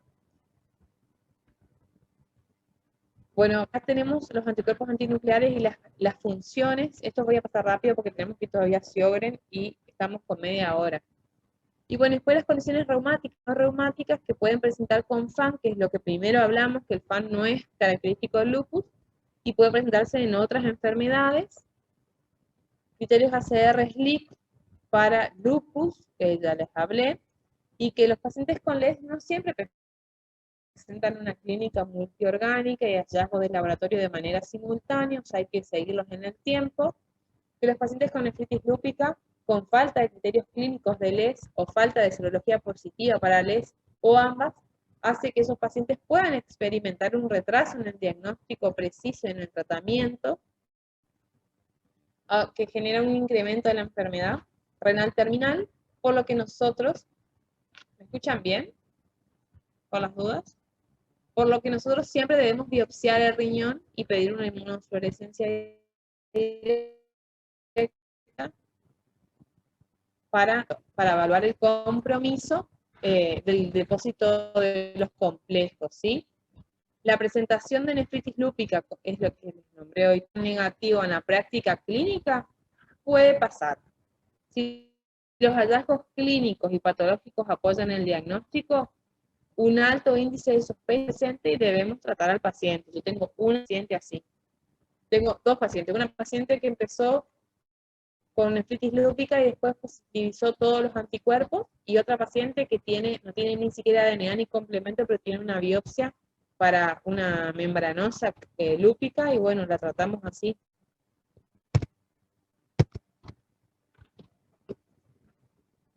Bueno, y acá tenemos, estas son el SLI que evalúa, es un método de evaluación para ver la actividad del lupus, que nada, tienen que tener esto a mano, y sumando puntos, ¿sí? Una puntuación, bueno, y todo lo que evalúen tiene que ser por lo menos 10 días previos, no antes de el tratamiento, combatir la inflamación. Tenemos que generar e intentar llevar a la remisión de la enfermedad, evitar brotes. Tenemos que hacer medidas generales, protección solar, si es necesario el uso de glucocorticoides, inmunosupresores como la hidroxicloroquina, acetoprina, leflunomida, metotrexato, ciclofosfamida y micofenolato. Acuérdense que la leflunomida y el metotrexato es cuando hay artritis, ¿está? El resto será para cuando hay afectación de piel, cuando hay afectación pulmonar, cuando hay afectación renal, ¿está? Se puede utilizar gamma globulina endovenosa y biológicos COSIMAB o el belimumab, ¿sí? Y eso yo le voy a hablar un poquito más en la clase de fármaco de mañana. Y ahí terminamos. ¿Alguna duda de lupus? Hablen ahora o callen para siempre. Espero que se haya entendido. Hoy parece que nos fue mejor en la clase. Y si está todo bien, no tienen dudas, seguimos con el Sjögren, que es un primo hermano del lupus. O sea, es muy parecido y nos va a generar un poquito de problemas al momento de diagnóstico. Sí, acetoprina y micofenolato para piel andan muy bien, sobre todo el micofenolato. La ciclofosfamida también, dependiendo de la gravedad de la afectación de piel. Y lo cuán rápido nosotros queremos tener el efecto, ¿sí? En la reumatología nada es de libro, todo es discutible y evaluable, ¿sí? Bueno, seguimos. Síndrome de Sjögren. El síndrome de Sjögren es una enfermedad autoinmune también crónica, cuya principal manifestación clínica es la sequedad oral, la xerostomía y la ocular, que se llama xeroftalmia, que es por ahí, porque hay una infiltración mononuclear progresiva de linfocitos en las glándulas exócrinas y puede afectar una variedad de órganos y sistemas. ¿Está? Tiene un montón de síntomas sistémicos, pero ustedes van a ver que en la clasificación lo único que importa es si tiene boca seca, ojo seco y los anticuerpos, ¿sí? Obviamente no toda boca seca es un Sjögren, ¿estamos? Eso hay que buscar y ver porque hay otras causas, pero hay que tenerlas en cuenta, ¿sí? Sobre todo en el Sjögren primario, que es muy agresivo y genera mucha afectación pulmonar. Como etiología, es desconocida, ¿sí? Pero se postulan que pueden haber factores genéticos y ambientales, virus, hormonas y vitaminas, como todas las otras enfermedades. Dentro de los factores ambientales, los virus que pueden estar implicados son el Epstein-Barr, ¿sí? El virus de la hepatitis C o el HIV. Como manifestación clínica generalizadas tenemos fatiga, decaimiento, dolor en general, trastornos del sueño, la fiebre, que si aparece esto nos debe llamar la atención porque tenemos que buscar procesos linfoproliferativos asociados. Se asocia muchísimo al linfoma no Hodgkin, sobre todo el linfoma MAL. Pregunta examen. Yo tengo una paciente en esta situación en este momento y la estamos estudiando. Vienen con una parotidomegalia, que ahora les voy a mostrar una foto tremenda, chicos. El dolor, no pueden abrir la boca. Es terrible, la verdad. Fíjense, ahí les muestro una foto de lo que es la parotidomegalia. La boca seca, que no pueden comer galletitas, no pueden tragar, se le caen los dientes por caries, por la falta de protectora de la saliva. Parece una tontera, pero la verdad que es para hablar, para todo, es súper molesto. Tenemos como entonces manifestaciones orales el involucro de las glándulas salivales mayores y las glándulas salivales menores, los conductos que llevan a la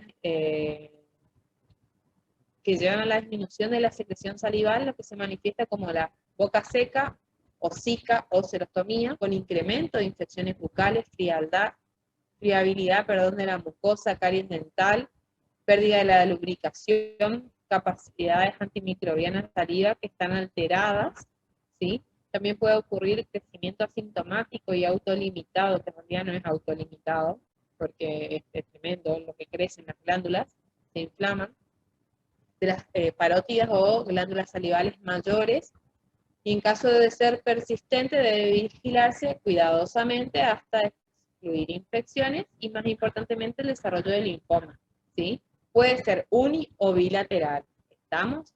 Pero hay un montón de otras causas que hay que estudiarlas y tenerlas en cuenta, no toda parotidomegalia es Sjögren, ¿estamos? El primer diagnóstico diferencial que cursa con boca seca, ojo seco y parotidomegalia del ojo es la enfermedad por IG4, que es una enfermedad reumatológica que creo que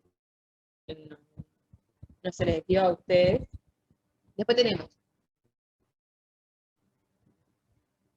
Como manifestaciones oculares, hay infiltración linfocítica de las glándulas lagrimales que conduce a la disminución del flujo lagrimal, posición química, o sea, se pierde la lágrima genera lubricación, genera, es como una sustancia antibactericida, perdón. El paciente tiene constantemente el ojo rojo, sensación de cuerpo extraño, es como tener arena en el ojo, duele un montón, eso se puede inflamar y hasta puede generar perforación y pérdida de la visión, úlceras corneales, queratitis e infecciones, ¿sí? Y acá les puse la foto de un test de Schimmer, que es uno de los test diagnósticos para ojo seco, que se ponen estas dos banditas y se cuenta, progresa la lágrima. Generalmente en este paciente no progresa la lágrima, la humedad del ojo y el test de Schimmer cuando es menor a 5 a 4 milímetros.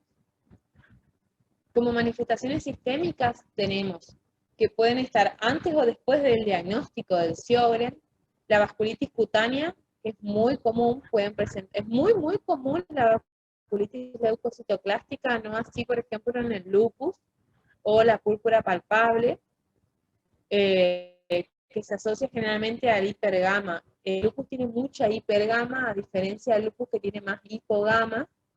Hay infiltración linfocitaria de la laringe, tráquea, glándulas bronquiales, que también conduce a la resequedad del árbol respiratorio, y esto puede tener tos seca, irritativa y persistente. Puede haber sequedad vaginal, imagínense dolor al tener relaciones sexuales en el coito. La verdad que les disminuye mucho la calidad de vida de los pacientes, y son síntomas que una vez que se instauraron no podemos volver hacia atrás, porque quiere decir que ya totalmente se atrofiaron las glándulas. Solamente el tratamiento es sintomático, es gel oftálmico, gotas, lágrimas. Para la boca no hay mucho, le recomendamos caramelos ácidos. Siempre andan con una botellita de agua, hay veces que se pueden poner gotas de aceite en la boca para aceitar un poquitito. Se ha intentado hacer cirugías para taponar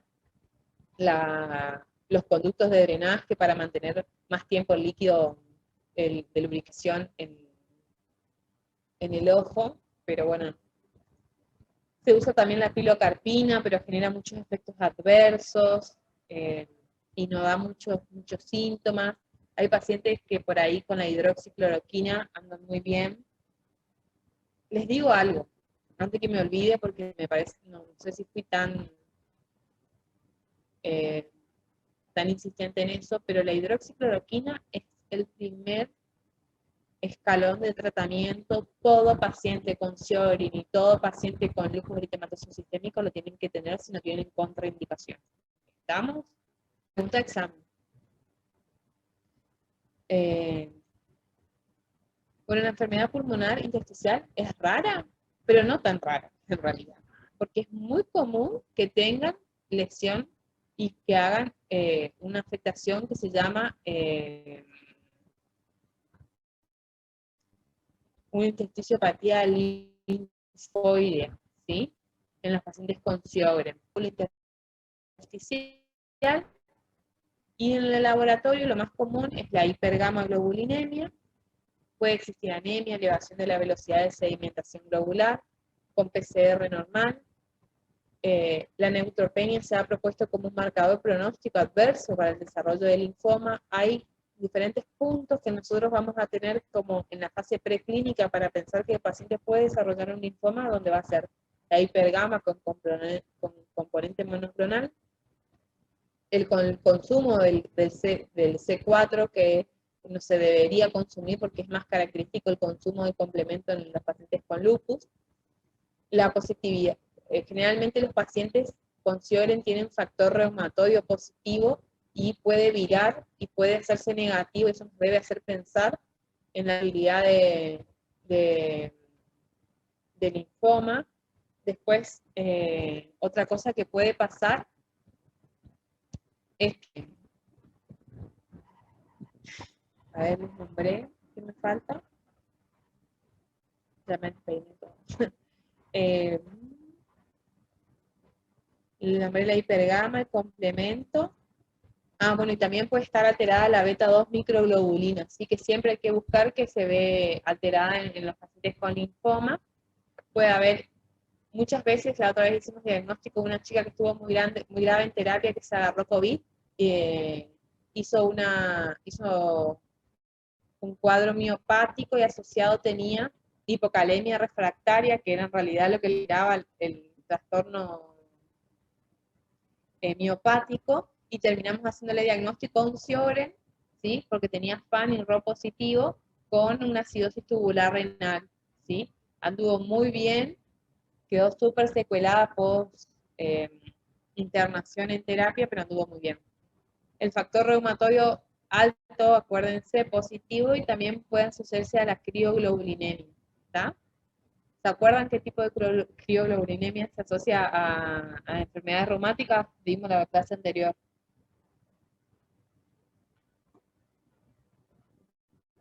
A ver si surgen respuestas. La 3, acuérdense, es la autoinmune, ¿sí? Los niveles de complemento pueden estar disminuidos, especialmente el C4, y eso también puede ser de origen genético, pero no les voy a entrar en ese terreno porque ya es un poquito más complicado, pero en líneas generales, acuérdense del ROLA, factor reumatoide, y el FAN con una clínica acompañante, ese diagnóstico de Sjögren, que es muy difícil definir si tiene Sjögren o si tiene lupus. El tratamiento es el mismo y vamos a tratar según la afectación de órganos, ¿está? Por ahí, con el tiempo, podemos llegar a tener una afectación de órganos característica, tipo una glomerulonefritis por lupus, y nosotros podemos decirle en el tiempo al paciente, mira, tenés un lupus, y bueno, igual no cambia nada porque si vos tenés la duda, tenés que ir controlando la afectación de órgano blanco habitual como el riñón, por ejemplo, ¿sí? Entonces, resumiendo de vuelta lo que hablamos de el laboratorio, que el factor reumatoide se encuentra positivo en un 40-50%, ¿sí? De los pacientes con Sjögren, que el FAN o ANA se encuentra positivo casi en un 50-90% de los pacientes. El RHO y el LA son los dos anticuerpos más útiles para hacer el diagnóstico. El RHO está presente casi en un 90% con Sjögren primario. Estos anticuerpos no son específicos de Sjögren, ya que pueden encontrarse en pacientes con lupus, pero están como criterios diagnósticos, ¿está? La presencia de anticuerpos anti-RHO y LA se asocia al inicio de una enfermedad precoz, mayor duración de la enfermedad, inflamación recurrente de las glándulas parótidas, esplenomegalia, linfadenopatía y vasculitis en pacientes con Sjögren. El diagnóstico de acerostomía puede ser evaluado por diferentes métodos diagnósticos. Se usa gammagrafía, cialografía de glándula parótida, cialometría, que es un asco, chicos. Ustedes saben que en nuestra época de residentes uno hace tantas cosas. Lo que hacíamos era citar, se hace así, es simple, se cita al paciente, se le da un vaso, ¿sí? Vacío, el paciente tiene que venir con la boca sucia, así como se levantó, sin lavarse, sin comer caramelos, sin desayunar, sin nada. Viene con la boca como se levantó y empieza por 15 minutos a juntar toda la saliva que genera en la boca en ese vaso. Y nosotros tenemos que medir si es más de 1 o 2 mililitros, sobre todo más de 1 mililitro de saliva, decimos que la cialometría fue negativa y que tiene una buena cantidad de saliva, ¿sí? Porque no tuvo ningún evento que estimule la secreción de saliva, y si da menor es negativa, es lo que se hace actualmente. Igual ahora, con simplemente revisarle y mirarle la boca, podemos ver ya que la boca es seca, y cada cosa asquerosa han escupido en esos vasitos. Bueno, después otra cosa que se puede hacer para el diagnóstico y que se usa mucho es la biopsia tomada del labio inferior, en esta zona, ¿sí? Se busca, es súper fácil de realizarla, como es tan transparente la piel, exponemos la glándula, hacemos un puntajito y levantamos la glándula y mandamos a evaluar anatomía patológica, y eso nos da una clasificación que se llama de Ghislon y Mason, que tiene diferentes estadios, y a partir de un estadio 3 del diagnóstico de Sjögren, ¿está? Que lo único que nos habla es la cantidad de infiltrado inflamatorio que tiene esa glándula. Después tenemos pruebas objetivas para evaluar el ojo seco, que consisten en la prueba de Schimmer, que se usa para medir la producción lagrimal en 5 minutos, que son esas 2 cintitas que les mostré, que se ponen en los ojos, que es lo más común. Después tenemos la de Rosa de Bengala, o la de Van Terben, que evalúa los daños estructurales, que se hace una tinción con verde de lisamina, y lo que vemos es en la conjuntiva ocular, el desprendimiento celular y si hay úlceras. Y otra cosa que se hace es el break-up time, que es el BUT, que es el tiempo de ruptura de la lágrima, que eso lo mide también el oftalmólogo. Entonces, son las 3 pruebas: Rosa de Bengala, el BUT time, no es break-up time, sí, B larga, UT se escribe, y la cialometría, la biopsia y el test de Schimmer para el diagnóstico objetivo de los síntomas, ¿sí? Y entonces tenemos los criterios diagnósticos, se fueron cambiando con el tiempo, sacaron, pusieron al FAN. Bueno, lo importante es que hay que consultar al paciente sobre síntomas oculares, si ha presentado ojo seco a diario por más de 3 meses, los síntomas orales, si necesita, si puede tragar alimentos secos sin tener que tomar agua, los signos oculares con la prueba de Schimmer o de Rosa de Bengala, los hallazgos histopatológicos en la biopsia, de la glándula salival, objetivo de glándulas salivales, que eso generalmente no se hace la cialometría, y los autoanticuerpos, que son el FAN o el factor reumatoideo, que eso cambia. Fíjense que en el 2016, como todos los criterios que se fueron actualizando, empezaron a tener criterios de puntaje y se suman puntos, ¿sí?, para definir el diagnóstico, para clasificar como una enfermedad, donde ponen a la cabeza la biopsia de glándula salival, que tiene que tener mayor a un foco inflamatorio en la glándula, ya nos da 3 puntos. RO positivo, ¿sí? La tinción ocular, ¿sí?, en al menos de un ojo, el test de Schimmer y el flujo de la saliva menor a 1 mililitro, que es la cialometría, ¿sí?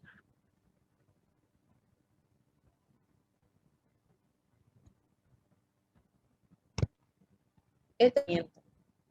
En cuanto a las manifestaciones oculares, como les dije, es fundamental el tratamiento tópico, local y sintomático. Lágrimas artificiales, colirios locales, geles, lo que sea necesario. Muchas veces necesitan usar ciclosporina o algún inmunosupresor local, se usa y eso lo trata el oftalmólogo. A la boca tienen que tener un buen control odontológico. Nos pasa que los odontólogos le tienen miedo a las enfermedades reumatológicas, generalmente no quieren ni siquiera tratarle una carie. Podemos darle productos que mejoren la salivación, como la pilocarpina, la hidroxicloroquina, pero la verdad que hay gente que no les resulta y les genera mucho efecto adverso. Hay que tener cuidado en los pacientes asmáticos y la pilocarpina. Es fundamental la higiene bucal, el tratamiento odontológico permanente, la ingesta de líquidos y evitar medicamentos que pueden agravar el cuadro, como medicación psiquiátrica, por ejemplo, que genera mayor boca seca. Corticoides o algún DIMARS, dependiendo de la presencia o no de manifestaciones virales. Bueno, ahí les nombro la pilocarpina, ¿sí? El tratamiento, ahí tengo una pregunta, espérenme.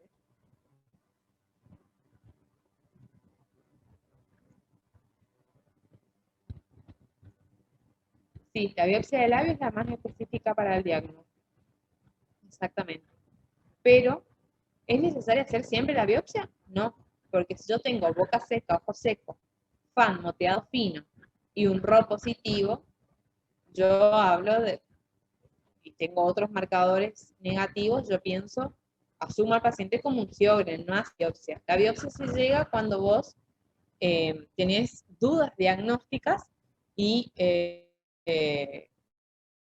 necesitas ponerle un rótulo para definir un tratamiento, ¿está? Cuando uno hace una residencia por ahí, nosotros hacemos muchas biopsias, pero también era para que nosotros aprendamos a hacer biopsias. Yo, por ejemplo, actualmente, acá desde que me volví a Misiones, 2 años, eh, no, nunca hice una biopsia porque no, hasta ahora no fue necesario hacerla, ¿sí? Igual acá las hacen la gente de cabeza y cuello o algún odontólogo, pero le hacen un tajo de acá, de punta a punta. Nosotros ya hacíamos apenas un cortecito, que a veces no hacían ni siquiera falta hacer sutura. Rosa de Bengala, no, para el ojo, para los ojos secos es el rosa de Bengala, el BUT, B larga, UT, y el de Shimmer, que son esos papelitos que se ponen acá en el ojo y evalúan eh, la lágrima. Y para la boca es la cialometría y la biopsia. ¿Está? Como estudios complementarios para llegar al diagnóstico. Y después tenemos obviamente el laboratorio. Bueno, y después el tratamiento para afectación del sistema antiinflamatorio y antipalúdico, que el antipalúdico es la hidroxicloroquina, que de vuelta vamos a usar a 5 miligramos kilo, ¿sí? Sobre todo para circulares. Lo que tiene el Sjögren, que la artritis es muy agresiva, es casi una artritis reumatoidea la afectación articular por Sjögren. Muchas veces el Sjögren se asocia a anticuerpos, a factor reumatoideo y a anti-CCP, ¿sí? Así que eso hay que tenerlo siempre en cuenta, a diferencia del lupus, que es mucho más tranquilo la artritis la artritis como clínica. Después los corticoides en casos graves de órganos, como cualquier enfermedad reumatológica, y después fármacos inmunosupresores o terapias biológicas para casos que pongan en peligro la vida del paciente y que no respondan a tratamientos habituales. Y acá también de vuelta se usa micofenolato, ASA, ciclofosfamida, como biológicos el rituximab, ¿sí? Eso después en la clase de fármacos yo les voy a contar un poquito más del fármaco en sí. Bueno, y con esto terminamos la clase, ¿sí? Vamos a ver cómo estamos de tiempo. Tenemos 10 minutos. ¿Les parece hacerme preguntas o quieren que yo les haga, por ejemplo, les cuento un paciente y ustedes me dan así su rapidito, tiene que ser, sin pensar mucho, me tienen que dar algún diagnóstico y yo les cuento por qué sí, por qué no? Díganme, ¿preguntas o les hago un casito clínico rápido?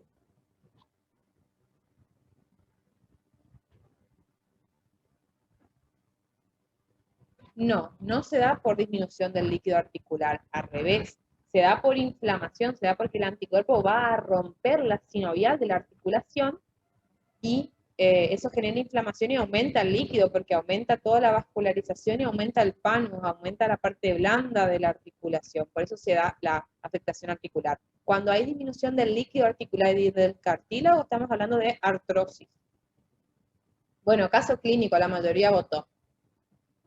Tengo un paciente femenina de 20 años que inicia con artralgia, refiere que por momentos se le inflama alguna articulación, dice que pueden ser las metacarpos, a veces la muñeca, tiene caída de pelo más de lo habitual, ¿sí? Y empezaron a salir manchas rojas en piel y empezó a notar que empezó a hacer pis con espuma. ¿En qué pensarían y qué estudios le harían? ¿Qué estudios le harían primero? Porque le dije todos síntomas súper inespecíficos.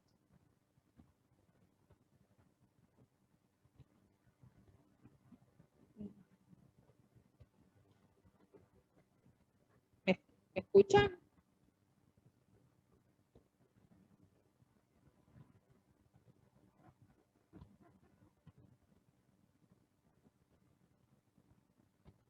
Perfecto.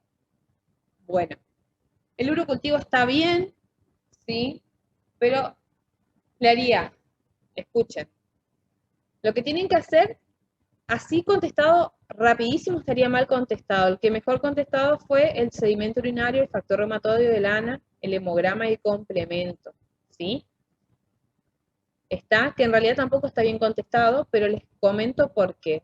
Siempre que hay que pensar de lo menos hacia lo más, ¿sí? Hay que hacerle una orina completa a ese paciente, hay que hacerle un laboratorio general, con un hemograma, con una función renal y con reactantes de fase aguda. Acuérdense, nunca se olviden del eritro y la PCR, ¿sí?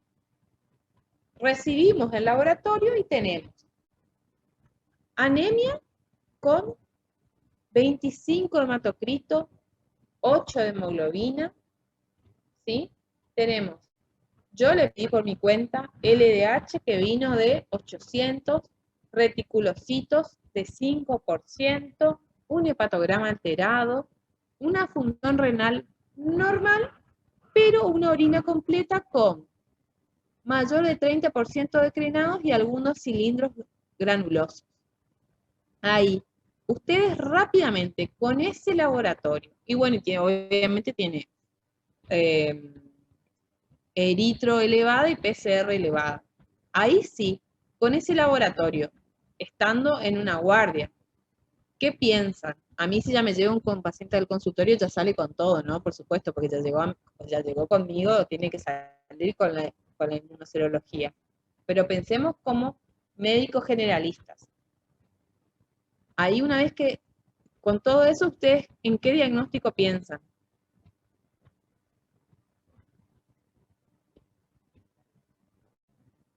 Repasemos, tiene artritis, tiene un sedimento urinario alterado, tiene lesiones en piel, tiene caída de cabello.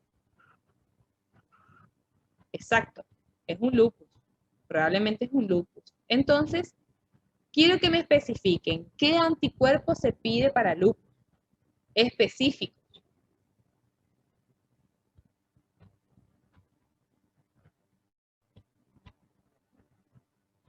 O sea, ¿o qué le pedirían ustedes para hacer el diagnóstico de un lupus?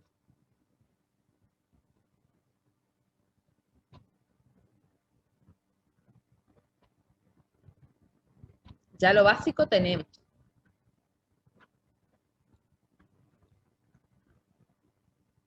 SM y FAN está bien, pero te quedas recorto. Bueno, les enseño. Se pide FAN, muy bien. Se pide DNA, muy bien. Se pide todo. Se pide RO, se pide LA, se pide SM y se pide RNP. Porque estos anticuerpos salen juntos, ¿está? Siempre salen juntos estos anticuerpos. Es como un kit que viene los 4 juntos. Entonces, acuérdense que el RO y el LA, si bien no son característicos de Sjögren, también puede estar en el lupus. ¿Sí? Acuérdense que en mujeres embarazadas afectaba al niño, así que RO tenemos que pensarlo y tenerlo en cuenta para pedir. El DNA, obviamente, el DSM, por supuesto, porque ya va a salir, sale como papas fritas y hamburguesas juntos, RO, LA, SM y RNP. El DNA hay que siempre, porque es marcador de la enfermedad y nos va a marcar también actividad, pronóstico y nos va a estar hablando de que ese riñón que estaba con una microhematuria y con cilindruria podría estar afectándose. Y hay que pedirle, ¿qué otra cosa es marcadora de lupus? Y que yo les dije que si bien en el Sjögren puede aparecer y se asocia al linfoma, pero es característico de lupus. Es les tiro ahí una data, una puntita, es es parte de la inmunidad innata.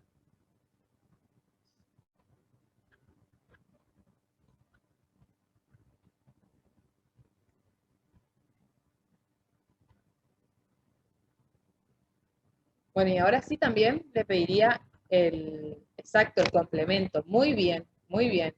Dosaje complemento, siempre.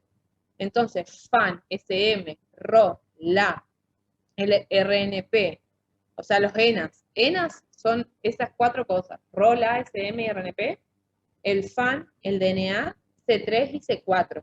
Siempre hay que pedir para cuando yo pienso en lupus, ¿está?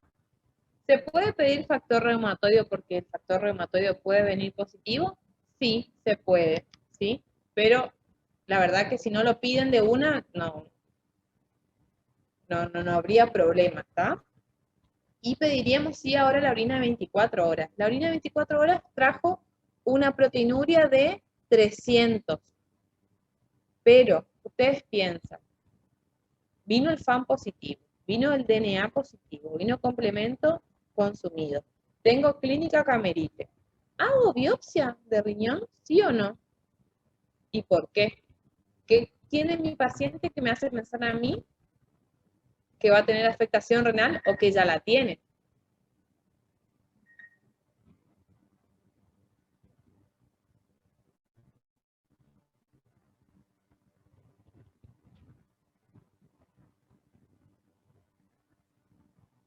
Sí, ya tiene proteinuria, pero fíjate, Facundo, que la proteinuria, nosotros habíamos dicho, es mayor de 500, pero tenía una orina con espuma, o sea, que igual para tener una espuma tendría que tener mucha más proteinuria, ahí estuve mal yo en la historia, pero bueno, lo importante es que tiene, acuérdense que tiene cilindros, que me habla que ya tiene afectación glomerular, tiene crenados, ¿está? Tenía algo de edema. Pónganle que la proteinuria sea mayor de 500. Vamos a poner proteinuria mayor de 500 si tiene indicación de biopsia ese paciente. ¿Sí? Porque si ella solamente tuviera afectación de lo articular, ¿con qué lo trataría? Si solamente es para articular y piel, ¿cuál es el primer tratamiento que le ponen al paciente? Y ojo con lo que me dice.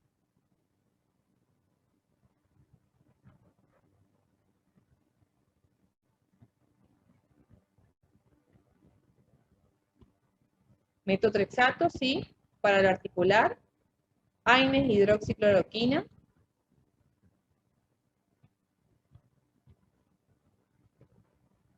Perfecto. Así aprueban, chicos, se sacan 10 y me contestan así, ¿eh? A ver, una pregunta dice. En estos pacientes que tienen procesos inflamatorios crónicos, ¿se administra omega 3 y antioxidantes para intentar disminuir el daño causado por los radicales libres? Sí, se puede, por supuesto que sí, se puede. No es lo habitual, pero se puede, es algo que se está poniendo de moda. A estos pacientes también a todos se les administra vitamina D, que es algo que también está generando mucha importancia en en el tratamiento y que está cobrando una importancia como patología de la enfermedad y aparte disminuye las enfermedades antiinflamatorias y genera osteoporosis. No, el micofenolato no sirve para afectación articular. Acuérdense que solamente para fiebre oral sirve efrunomida y metotrexato.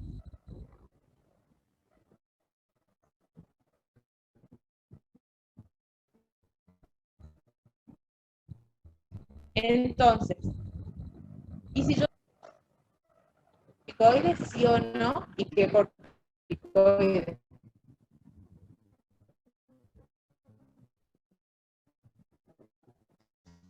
No hay, no hay, no hay una diferencia entre el sedimento del a ver en el cerebro probablemente, como no hay afectación casi glomerular,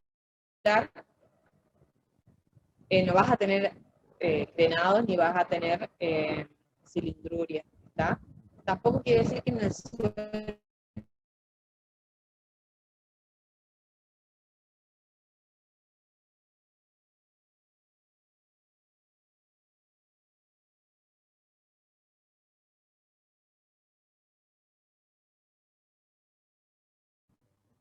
se me desconectó, ¿me escuchan?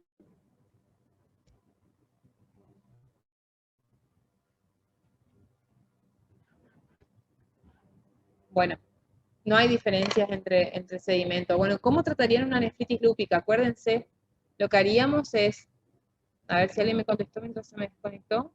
Ay, no, salí todo, por Dios. Eh, a ver si hubo algún valiente que se animó a contestar.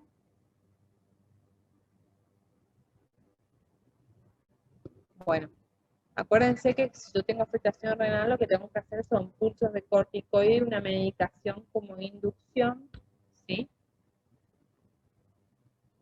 Como inducción, exactamente. Primero el estadio de la nefritis, pero acuérdense, con la clínica que le dije del paciente, probablemente esté en un estadio 3 o 4, ¿está?